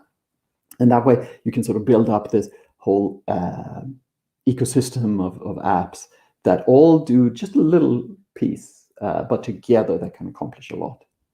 And then, of course, typically you would then have, if you have server full resources, like you might have Kubernetes engine or compute engine, virtual machines, then you would, in your cloud account, then you could, from Cloud Run, you could call into that VPC Shared Connect secure perimeter and talk to your other services that are not exposed to the internet. Data processing, this is also a common use case. So for example, let's say in the center screen there, you see that you have the numbers 2, 5, 1, and 7 coming in. So these represent like some measurements from the field, maybe hits on your database coming in through Google Analytics, or purchases made or carts created in your e-commerce app. And often you need to do something with that data before you put it in the database. You might need to convert it or package it, group it, validate it, filter the data that comes in, combine it, calculate an average, or enhance it somehow. For example, you might get a bunch of texts coming in and in various languages, and you need to translate them all to English, French, and Spanish. So you have them in those common languages. For that, and so typically this means that you get a file, somebody sends you a file. For example, you might get a requirement such as, hey, we're going to send you a file once a day. It has 1 million records in it. Here are the various columns in it. It's a CSV file. It should end up in the BigQuery database so we can run analytics on it. Serverless is great for that. Because when that file comes in, you know, and it's 1 million records, or even if it's 1,000 records, you know that your application will be very busy for 10 minutes. And the other 23 hours and 50 minutes of the day, your application will do nothing. It'll just sit there waiting for that file. So you don't want to pay for an application just to sit there waiting all that time. You want to pay only for the 10 minutes it's running. Serverless lets you do that. So typically we would set things up so you drop a file in cloud storage. That generates a pub/sub notification. Pub/sub means publish, subscribe. So anybody can subscribe. You can even have multiple applications subscribing. So multiple applications get notified when a file is dropped in. And then you would run data transformation, perhaps in Cloud Run. Although you can do this in Cloud Functions as well. And munge the data, convert it, package it, etc. Put it in, for example, in BigQuery or in some SQL database. And as a final use case here, real quick, there is event orchestration. So this is when you get, for example, IoT events. This often happens, and actually I know for a fact, I talked to a customer not too long ago. They have sensors in the field, thousands, well, in each installation they have thousands. In total, they have hundreds of thousands of temperature sensors. Every 15 minutes, each sensor sends the temperature. Like, hi there, temperature now is 24 degrees C. And all that data comes in a certain format that the sensors send. And then that needs to be crunched or munged somehow and then inserted in some database. And Cloud Run, Cloud Functions are great for that because they never go down. Well, I shouldn't say never. The lawyers tell me never to say never. They have excellent uptime, let's put it that way. If you had a server in there, that server might go down and then you'd lose minutes or hours worth of data until somebody gets that server working again. But because Cloud Run and Cloud Functions, servers go down all the time in Google data centers, but as a customer, you don't notice because Google spins up new machines. So they are there 24/7, just patiently taking in the data, crunching it, and sending it on. And those were all the use cases. And those were, that is what I had. You've heard some about how customers use cloud serverless in Google Cloud to reach market faster, spend less on their applications, and to spend less engineering resources, have the engineers work more on application logic. And if that is something that sounds interesting to you, go check out GCP Serverless. I wonder if there are any questions.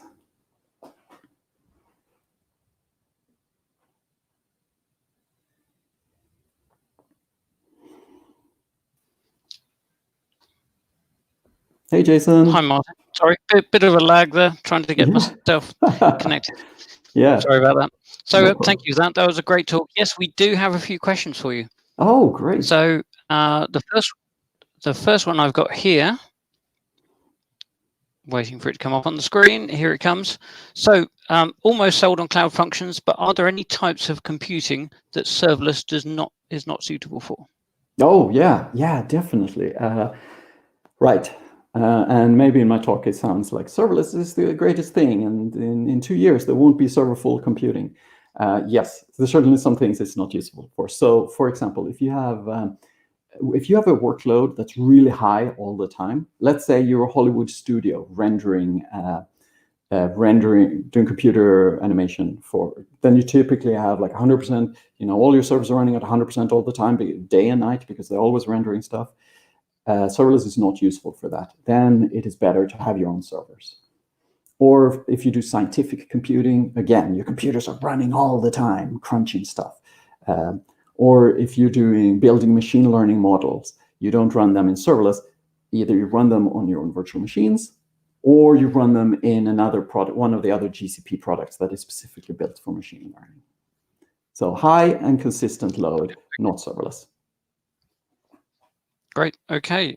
We've got a question from Dorothy, and I work with him, so this is very relevant because this is these are cloud functions that I give him the specifications for.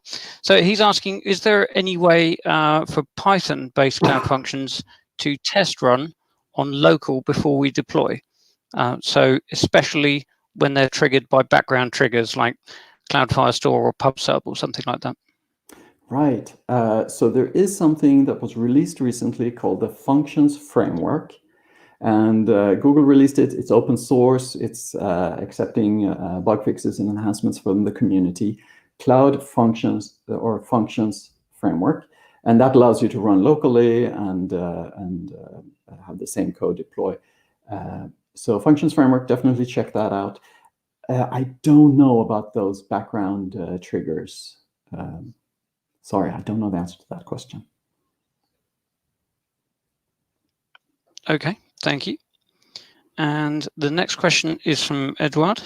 And he's saying sometimes it's really useful to be able to SSH into an instance to see exactly what's going on. But it's not possible to SSH into these containers. And he did mention in later comment, this relates to App Engine. Yeah, right. I feel the same. It's almost like you lose a limb and you have this phantom pain in the limb after it's not there. Like, I want to see what's happening on the machine. And I'd be the first to admit that it takes a while to get over that. You can't SSH in because these instances come and go. For example, my hobby app right now has my cloud function is deployed on around 600 machines right now. Most of those are just sitting idle, waiting patiently in case there's a surge in traffic.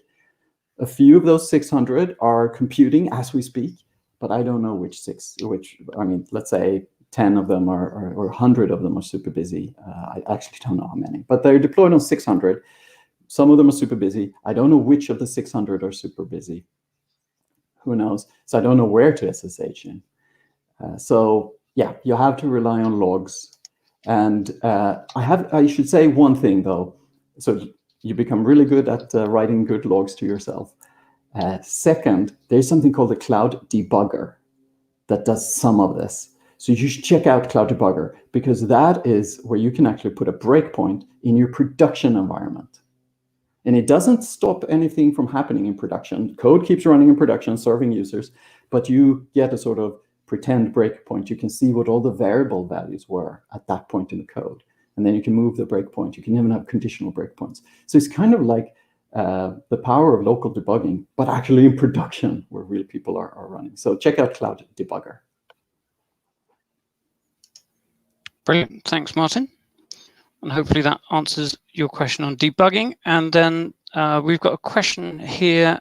How do you ensure that data privacy is protected throughout and overall security? So for example, where you've got internal users, maybe you want to protect a cloud function from external access.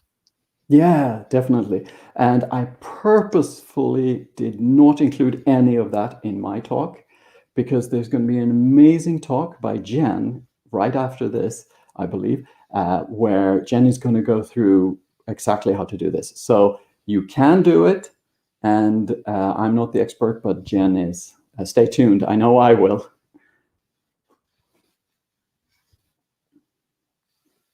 Excellent. And finally, with serverless, you pay per invocation. How can a developer predict the cost to run a new system that they're building? Yeah, this is a tricky one, right? Because, and I've been in conversations with customers like this. They say, okay, our budget for this application is $100,000 per month. How much will it cost me? And I'm like, well, I don't know. It depends. And the answer, and it's probably going to cost you way less than you're paying now because you're paying per invocation. You're not paying for idle machines like you are currently. But saying it's going to cost way less is not always helpful. Companies want to know how much will it be. So I have two answers to that. One is there's a pricing calculator on Google's website where you can say, like, I get this many requests per day and I each request will take this long to process and things like that, and you can get estimate there. And then I think you just need to actually start running. I see many companies do a proof of concept on serverless. So they move one little part, like MediaMarkt. They move, like, we're building one little new piece of functionality. Let's build that on serverless and see what happens. And they were, of course, pleasantly surprised because it was 500 euros per month. But I'm happy to admit that sometimes paying per invocation, well, it leads to less predictability. You will pay less, but less predictability. We've got a last-minute question just come in. So can you pass data from one cloud function to another, and is it secured? Yeah, right. So, yep, and I don't know if Jen's talk goes into this. I would briefly go through. Yes, you can have one cloud function invoke another.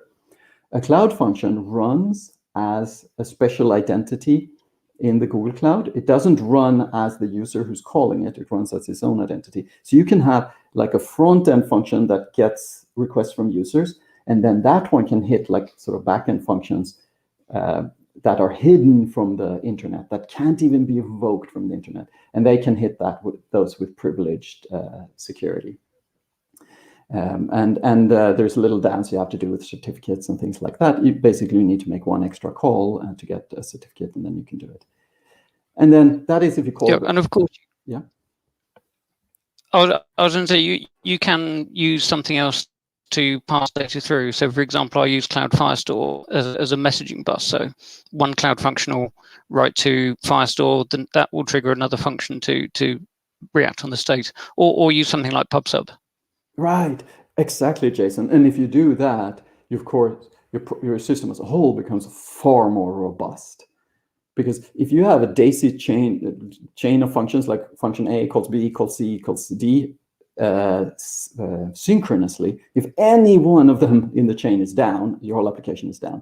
But if you do what Jason just described here, then even if one of them is down, well, messages will pile up, and then when that comes back, it will go through those queued up messages, and your whole system will keep working even if individual services come and go. Fantastic. Okay, thank you very much. Thanks, right. Martin.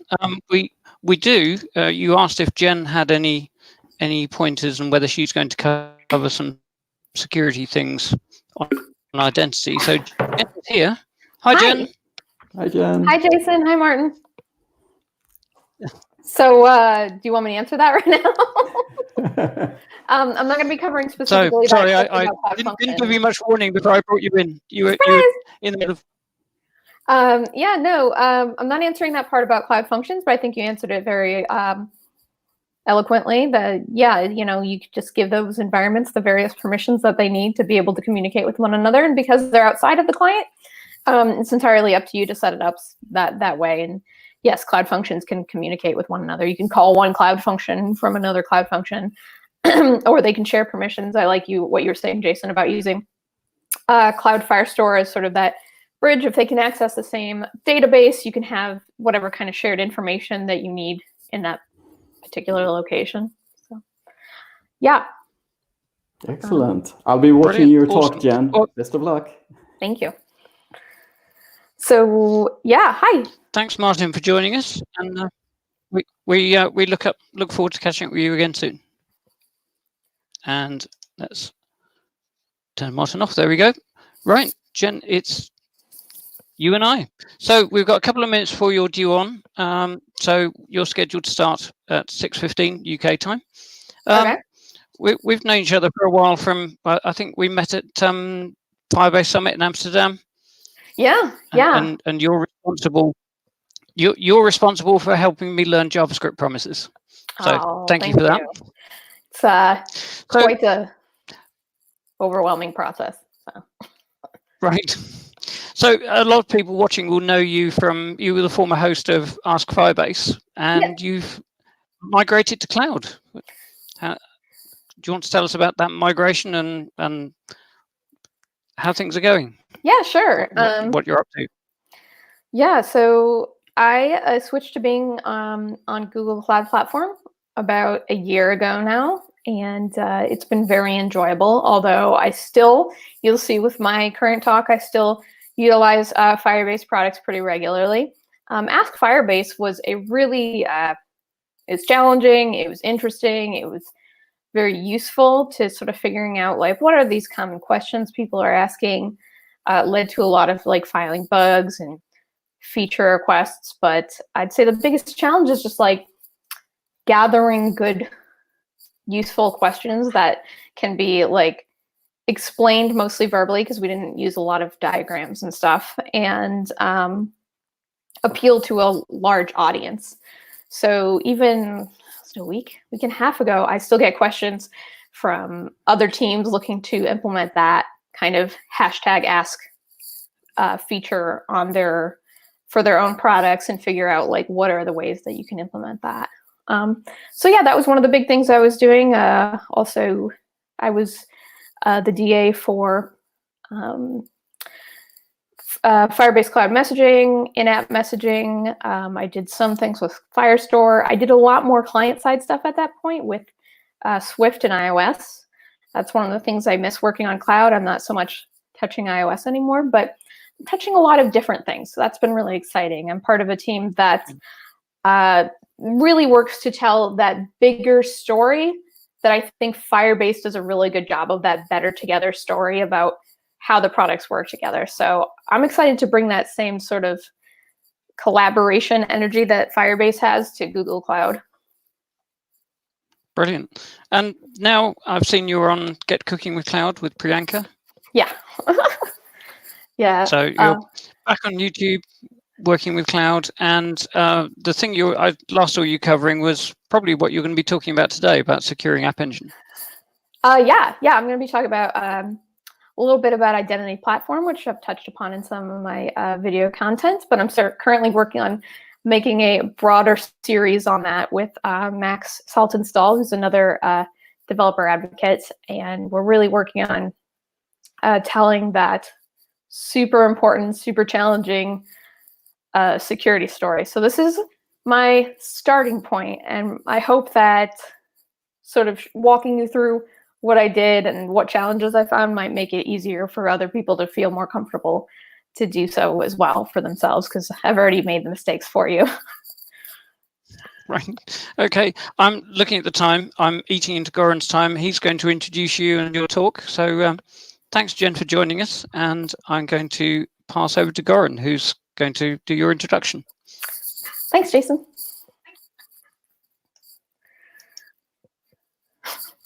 Thanks, Jason. Thanks very much. Not so much further to say, being honest, except that, as you all know, that Jen is a cloud developer advocate at Google, and she will be giving us more details about identity platform and identity-aware proxy. So, Jen, if you are ready, if you would like to share your screen. Oh, yeah. Should probably do that, huh?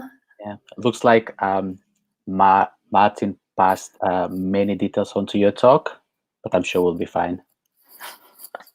Oh gosh, I just hope I can live up to it. But yeah, those were some great questions. All right, boom. There. Hide. Oh, that is not what I meant to do. This is going well. There we go. Cool. So can you see that all right? Let me just swap it on the screen. Yeah, I wonder if I can change this to... Yeah.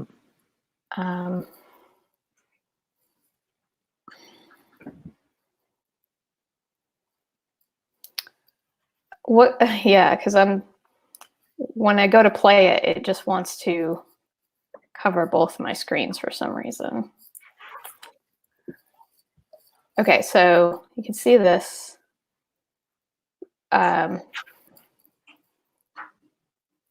we go. Okay, yeah, perfect. Got it. Okay, cool. Oh, all right. So I will leave you to it. All right. My talk today, I decided to call "We Can Work From Home." Oh, and there's just like every time I hear the word work, I usually think of some kind of song. There's like a series of songs that are really catchy about working. But what I really want to talk about is accessing resources securely when we can't be in the office, because this seems to be very relevant to the time that we're living in right now. I am, of course, Jen Person, a developer advocate for GCP. You can find me on Twitter at @JenPerson. That's usually the easiest way to reach me if you have questions. Another title that might be a little more like technical and good looking if I was trying to like apply this to give a talk somewhere would be Securing GCP and On-Premises Apps and Resources with Identity-Aware Proxy. And don't worry if you don't know what any of that means. It's supposed to sound really like cool and sophisticated so that people want to come. I could not cram in the word ML like I really wanted to. If you can put machine learning in there, it sounds even better. But this will be something hopefully that is practical use case for many people. So here's a problem that we're facing very currently right now. Shush! My watch is going off. The problem that we're having here right now is that many of us are suddenly finding ourselves at home. And fortunately for us who are still working while we are at home, we are still going to need to access some resources. A lot of times these resources only exist at your workplace. And when it comes to using a traditional VPN, that can really slow things down. And for those of us who aren't prepped to work at home, you might not have the best internet speed. I actually know a coworker who purposely purchases a slower internet speed so that the family does not overuse the internet. So I guess there are other reasons that you might end up doing that. But basically the point is things are slow. You need to access work. How can we do it? The solution is this long wall of text that I'm really going to break down into showing you very specifically what that looks like. But within Google, what we call that is Beyond Core, which is Google's implementation of Zero Trust Security Model. So basically how it works is we shift access controls from network perimeter to individual users and devices. So you can have your employees, contractors, and other users work more securely, virtually, not based on what location they're in and without using a VPN. So it's able to identify the user based on specific credentials about them to access the stuff that they need. And I find that this is particularly useful in an on-prem basis, but for the sake of the limited time of the talk, I don't want to get too much into that today. Feel free to send me your questions about it. It's something that I'm continuing to explore right now because security is quite frankly this is a huge topic, and I've been taking it step by step from the most basic solution, building upon that. And I would say that this is the next level solution of being able to access secure work-related applications from home. And these are the ingredients that we're going to be using for this particular solution. We have the G-Cloud CLI, App Engine, Firebase CLI, Firebase Hosting, Identity Platform, Identity-Aware Proxy, and Firebase UI. And it's possible you're very familiar with all of these, but I think that it would be good to just spend a bit of time, speak briefly about each of them so you know what you need to know in order to build this project. And this is a sample that is accessible to you, so if you choose to want to build it yourself, you can and really see hands-on how this could work for you, whether you're a company of just a couple people or an enterprise. So let's start by talking about the G-Cloud CLI. And this is definitely not just like posted verbatim from, I didn't copy this from the documentation. So if it sounds very much like I did, that's just a coincidence. A tool to create and manage Google Cloud resources. And you can use this tool to perform any common platform tasks, either from the command line or in scripts and other automations. Now, this isn't a necessary component for a lot of things. Pretty much, I guess I could argue that you could do anything you want to do through the console. And when I reached out and asked some questions about G-Cloud command line tool, some people prefer that visual interface, and I can totally empathize with that. Coming from a non-traditional developer background, that kind of just like text-based CLI can seem unintuitive or just like intimidating. but I can say from experience that it is worthwhile to get over those initial hump of discomfort to understand it, because what you'll find when you're going through the console is there's just so much going on. And I'll show you a couple examples of that. So it's nice to be able to go somewhere where you can just put in 3 words and get what you need to do, instead of going through 6 clicks and forgetting, wait, what tab was this under, etc. I think visually, the console can be great for visualizing data and results and still very useful. But personally, I like the command line tool. In our case, we're going to be using it for deploying our App Engine app. But if you're interested in finding out more, like downloading it, looking at what its capabilities are, here's the link here. Or you can do what I did to find the link, which is just search Google for gcloud CLI, and it's like the first thing that comes up. So let's talk about the next ingredient, App Engine. Fortunately, I don't have to talk too much about it since it's been discussed, and it is this sort of mature product that even at Google we depend upon. There's things that we use every day that are using App Engine under the hood, but just very briefly, fully managed serverless platform for developing and hosting web applications at scale. So this is just a great go-to place, especially for just like hello world applications, although it does scale and do so much more than that. But when it comes to just getting something started simply, if my focus isn't the application, if it's something in this case like identity aware proxy that I want to feature, App Engine is a great way to just get things up and running really quickly. So our case, this is where our supposed work app is going to live. And normally I come up with sort of a fun, cute scenario for what our work app is going to be, because I love fake company names, and especially if they're like silly startup names. But in this case, because this is an existing application, I couldn't really like shoehorn in some sort of description that I felt actually worked for it. So this is just where our application is going to live. And this app could be whatever you would think you would need for work. For what our use case is, it's just going to display some information about the user. So you can see how from App Engine, you can find some identifying information about that employee who's logging in and use that to give them whatever experience you need to give them from a work perspective. So how then do we get from the employee to App Engine? We have the space here, employee, and then we have our work. When I was looking for an icon for employee, I was first thinking like computer or just like a stick figure or something, but then I settled on this diamond because our employees are diamonds. They're so important. They're just the solid, beautiful, priceless part of our, anyway, you get the idea. I just like the diamond. So just know that going forward, the diamond represents your employee. So how are we going to get from here to here? And I should also note that if you expect this chart to make sense by the end, I'm just like really bad at making flowcharts. So you'll have to give me some advice or feedback, or hopefully it'll make sense. I spent an extended amount of time trying to make that work. So come back to that. Our next ingredient is the Firebase command line interface, which is very similar to the gcloud one, but it is used to create and manage Firebase resources. Now you may be asking yourself something like, why do we have a separate CLI for Firebase? Why do we have GSUtil? Why do we have these different command line interfaces instead of like a unified one, since these are all products within Google? And to that I say, shh, it's fine. It's fine.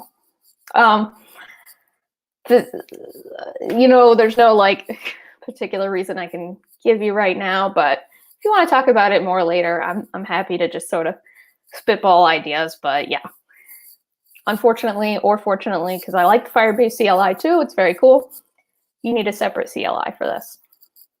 So what are we using the CLI for? What Firebase feature are we going to access? Firebase hosting. Firebase hosting provides a fast and secure hosting for your web environment, your web app. So it's mostly for static content, but it can be for dynamic and microservices. If it sounds pretty similar to App Engine, that's fair. I understand that. What are we going to be using this particular hosting for? This is going to be where our login page will live. So what I mean to say is, if our Diamond employee wants to access our work app in App Engine, the first thing that they're going to be met with is Firebase hosting, this public-facing web page that is a portal for authentication. So that's that part that sort of is the sign at the door that says, hey, we need to know who you are first. So Firebase hosting is going to be used for that component. Then we have Identity Platform, which I've been learning about quite a bit over the past year or so. Identity Platform is a customer identity and access management platform. Now, this is interesting because we're talking about employees, but I'll speak more on that in a moment. So it helps organizations add identity and access management functionality to their applications to protect their user accounts and scale with confidence in Google Cloud. So you can secure, this will kind of come up previously about securing the databases in the first talk. Using Identity Platform or Firebase Auth, you can secure certain resources to only be available to certain users based on specific details about them. You can have it be available to all your users. You can have sort of a moderator class of user, if you will. You have different options for managing those permissions, and you can do so server-side, or you can use security rules that are set up. For instance, Cloud Firestore and real-time database, cloud storage, all have different rules you can set up that are based on the particular user or their information. So Identity Platform is primarily for that. We're thinking about it as customer apps, client apps, etc., as opposed to people from within your own company. However, this is sort of a newly developed feature, still in beta. We can also use it for managing our employees' identities, because in this case, they're the customers of our work app. Now, Identity Platform allows you to log in using email and password, text message, all sorts of federated identity providers automatically, like Google, Firebase, Twitter. You can also use custom auth. So if you have a system already at your company that you use, or SAML, OIDC, I'm sure I'm forgetting some. Basically, it's just making identity so much easier. If you've ever had to try to implement authentication yourself from scratch, you just know how much this helps. It's just really nice to have that, because it's such a key important security piece that has to be handled properly. Things like passwords have to be handled properly. It's so nice to depend on something like Identity Platform to do that for you. So for our particular app, our employees use the federated identity provider of Facebook. And that is because that's what this sample does.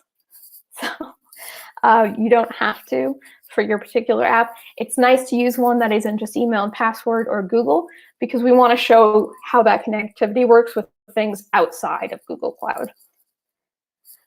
So we're a little bit closer now-ish. See what I'm saying about my ability to make, it's not so much a flowchart, but hopefully the idea comes across. What we have here is we have our employee. They're met with our login page that lives on Firebase hosting, and that uses Identity Platform to authenticate. That's where they're putting in their credentials, and Identity Platform is checking to see who they are. So that's where that ingredient fits in.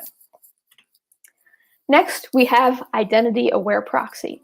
And this is something that I am relatively new with using myself, but I have found super useful, and is such a key component to this Beyond Corp model. Identity Aware Proxy can help you control access to your cloud and on-prem applications and VMs running on GCP. And it works by verifying user identity and context of the request to determine if the user should be allowed to access that application or VM. So if you will, it's kind of the bouncer. It's the part that comes before you can even get to the app engine. They're at the door, they're verifying who you are. And the way that we verify who they are was with Identity Platform. So Identity Platform is that information that we're getting from them almost This isn't a perfect metaphor, so forgive me. You know, that's their license or whatever their identification is. They're passing that identification to IAP, the bouncer, and the bouncer looks and checks the list, if you will, and says, yes, you are permitted to have this information, or no, you're not permitted to have this information. So that proxy is the key to making this work, and it works at that application level. So you could have different ones, different types of proxies at each of your applications, rather than one big, let's say, firewall protecting everything. And that allows for more fine-grained permissions. So finally, we have that connection to App Engine, and that's happening through Cloud IAP. That's the part that's actually then permitting you to communicate, getting that information from App Engine. It gets what you need from Identity Platform, verifies who you are. If you have permission, it will serve you that App Engine app. And you can get from Diamond Employee to work. But there's one more piece that's just, let's say, broadly speaking, worth mentioning, and that is Firebase UI. Now, this isn't an essential component, but it is part of the sample and also something that I think is wicked cool.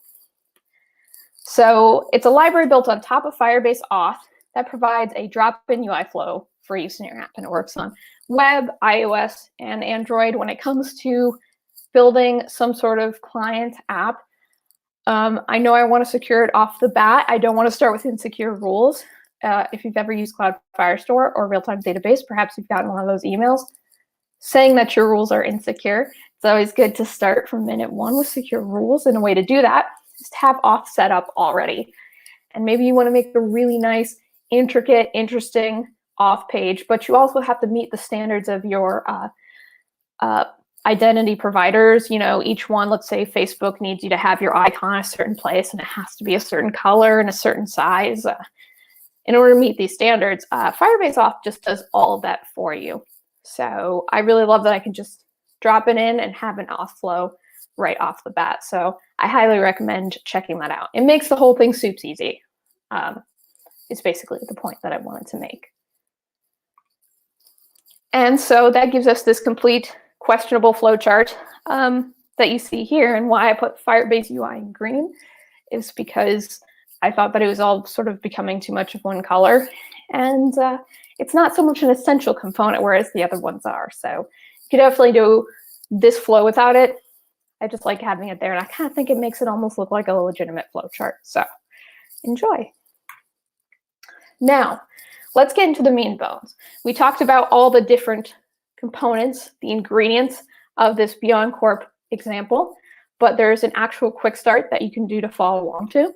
And I'm just going to talk a little bit here, so in case you want to grab this, but like most things, you can just search it on Google as well.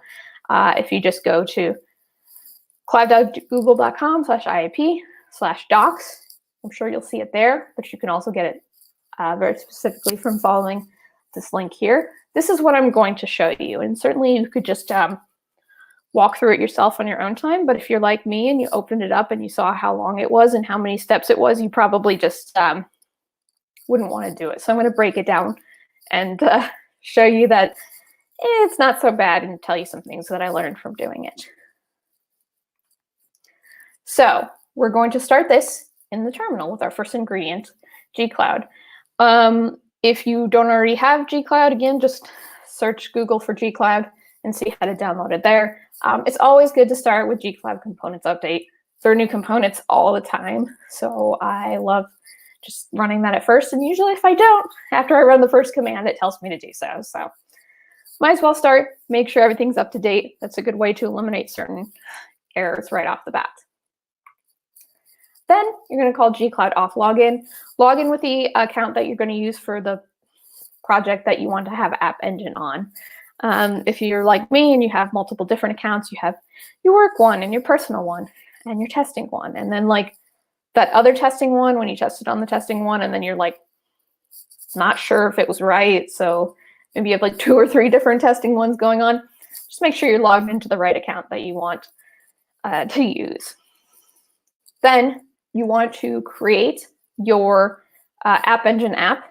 In this case, gcloud app create. with the flag project, and you make the project ID equal to the project ID that you want to create the application for. This means you also have to have an existing project or create a new project first. You can create a project through the command line as well. If you ever want to know, you can check out the documentation for gcloud, or if you just like do gcloud help, there's so much information about, like, you can just read through and get all the different commands that you need that way as well. The next thing you're going to want to do is set the gcloud config to the project that you want to use. You don't have to do this. You can always just include the project flag with each of your commands, making sure you're citing the particular project you want to target. But I find that I forget, and then I accidentally do things on the wrong project. So it's just nice at the start of it, always just set everything to the particular default project that you want to use. Otherwise, gcloud is smart enough to know, okay, I should just run whatever this command is on a default project. So here you go, set your default project. Then you're also going to need to install the Firebase CLI if you haven't done so already. You do so using this command, npm install -g Firebase tools, and or if you already have it, similarly, you're going to want to update the various components. And then you have a couple of APIs to enable. I'm sorry, wow, the screen got really bright. I hope that didn't take anybody by surprise there. We need to enable identity platform and enable identity aware proxy. And I thought this was important to sort of call out and kind of point out one of the things that I was saying about the console and how things can be well, confusing, if you will. So I'm going to show you how to add identity platform. So you're actually going to go to the marketplace and search there in the marketplace for identity platform, and you're going to spell it right. Now everyone knows what a terrible typer I am, and there you go. Enable identity. Oh, yeah, no, I definitely didn't speed that up. Okay, so when it comes to identity platform, that's where you're going to enable it, is through the marketplace. When it comes to then implementing identity aware proxy, you're going to go to the APIs and services library. And that's where you're going to find that.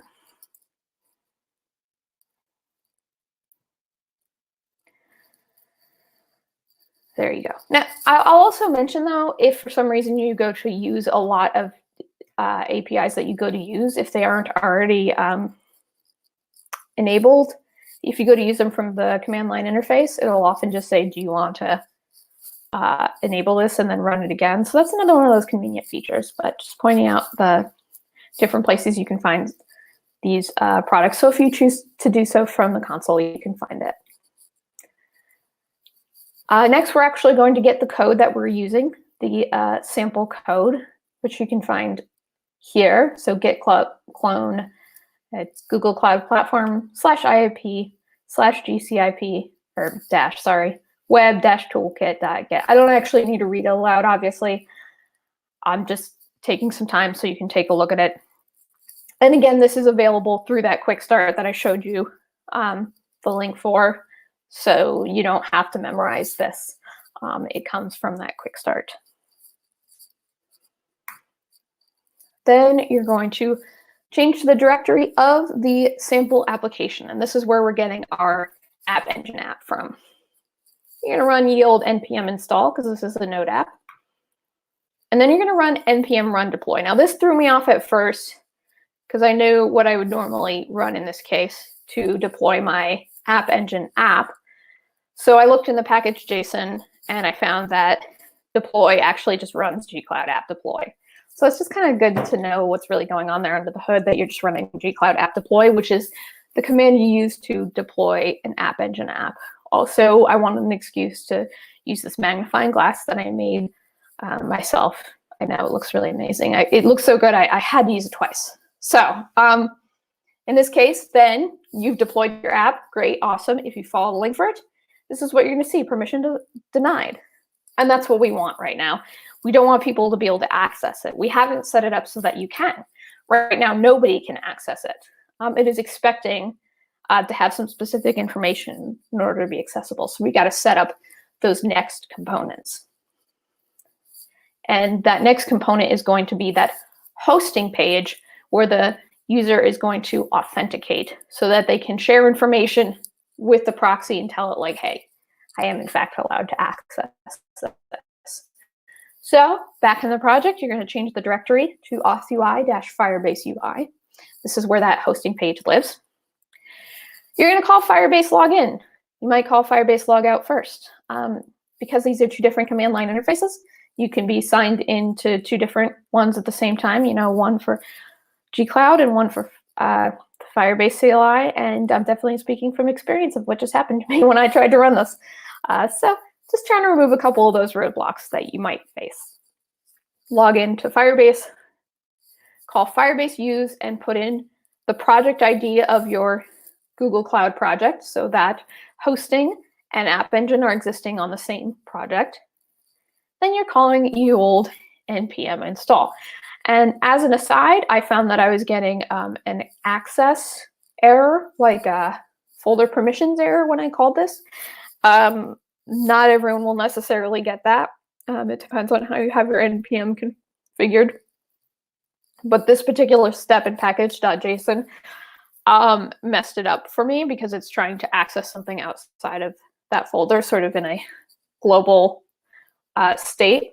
So you can call sudo npm install. I understand you're really not supposed to do that. So hopefully you have it set up to do it some other better way, but for the sake of time, that might have been what I did to get this to work, since it has to work globally outside of that particular, to get permission to access outside of that folder. It's risky for several reasons, but because we know this project is a Google project, I just went ahead and did it. Just something to keep in mind if you find that roadblock, if you get that error yourself. Then once again, npm run deploy, which, what is that doing under the hood? That's running Firebase deploy. That shouldn't be a capital S, but Keynote is very helpful in that it automatically auto-corrects things. So yes, that's running Firebase deploy, which is going to deploy your hosting app. Now you have this hosting page that's an off page where they put in their information for Facebook. You have your App Engine app that's waiting on the back end. Then you need to enable an external identity because we want them to be able to log in with Facebook. I'm not going to go too deep into the details of doing that here, but you do so at developers.facebook.com. There's a place to create an application there and get the information that you need. And again, I included a link to that quick start so you can see the particular nuances of the steps that you have to take. You need to get an app ID and an app secret, and then share those with Identity Platform. So here, back in the Identity Platform tab, there's a place to add a provider. You see that link there. That's where you can add Facebook and put in the particular details that you need to put in to enable Facebook as an identity provider. Finally, we have almost all the components we need. We have our, let's say, redirect page, the hosting page that logs the user in and uses Facebook, and we have Identity Platform that uses Facebook, so you can log in with Facebook and it can verify properly that who you are. We have our App Engine app waiting at the back, but we need to have our bouncer. We need to have identity-aware proxy set up. So you'll see here, if you select a security tab, you can find identity-aware proxy. And here's where you're going to set that up. You'll see that there's a place to configure a consent screen. You're going to want to click that, and it just asks for a couple little pieces of information.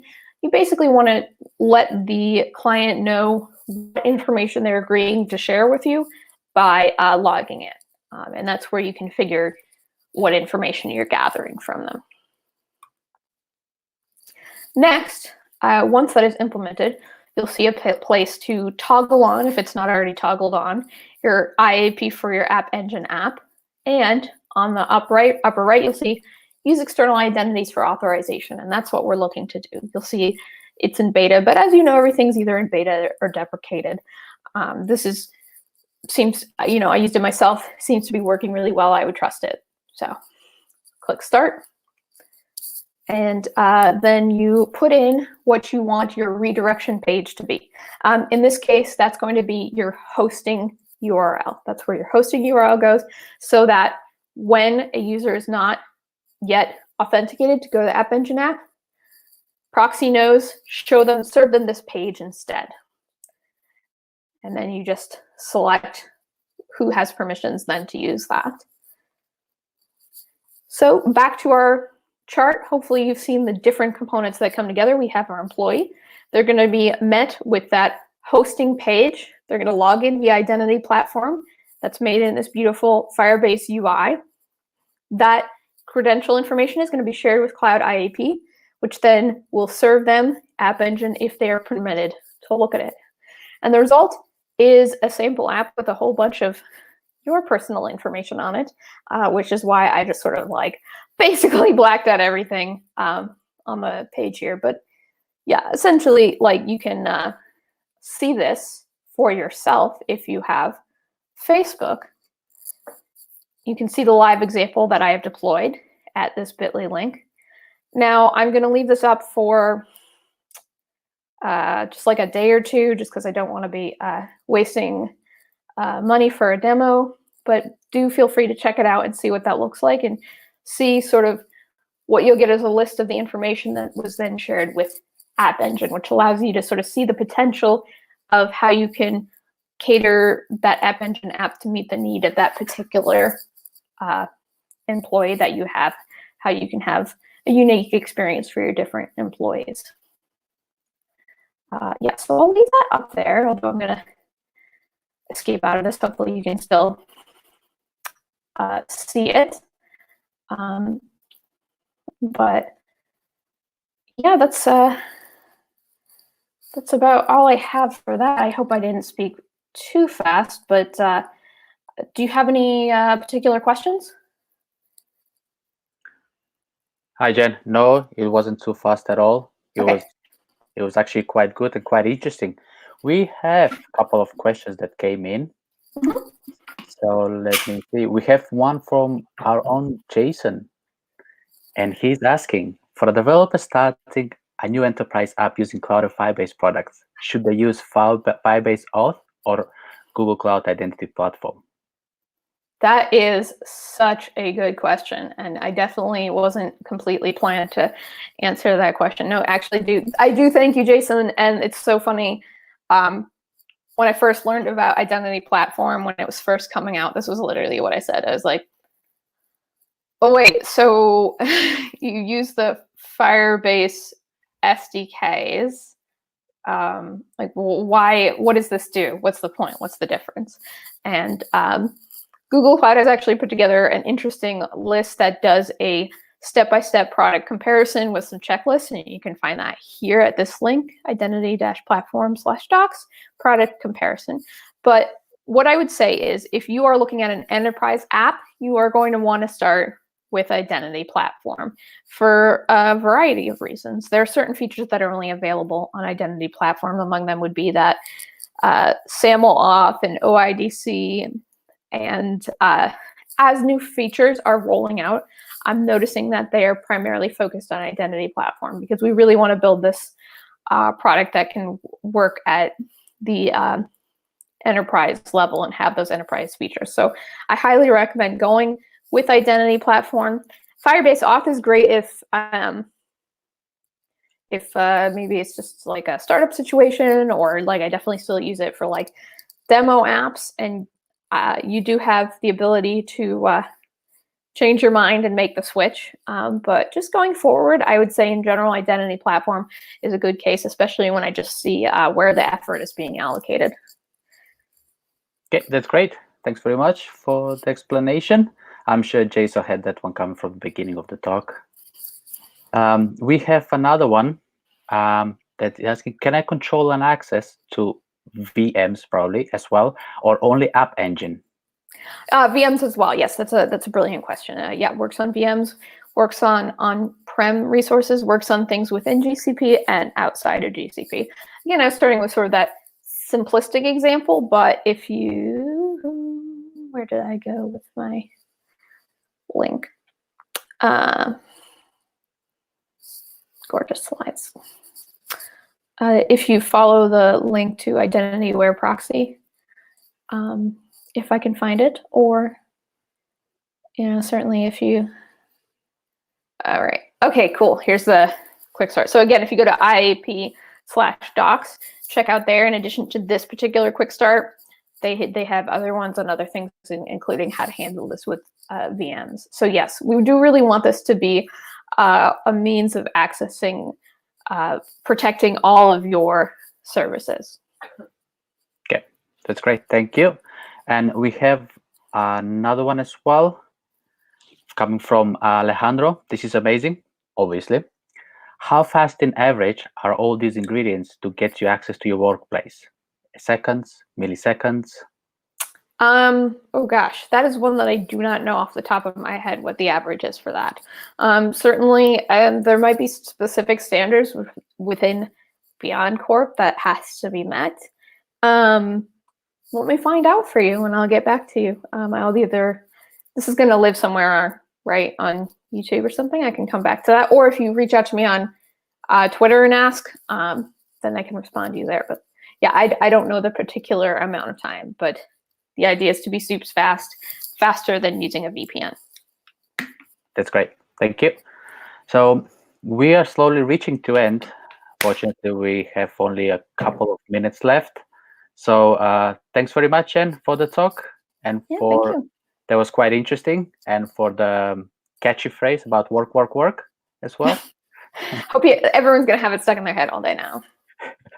Well, we'll see about that. And I hope you have a wonderful Saturday. Great. Thank you. You too. It's been fun to be part of this party. Thanks very much. Thank you. Bye. So we are slowly reaching to 7 p.m. where we will be hosting a dev party.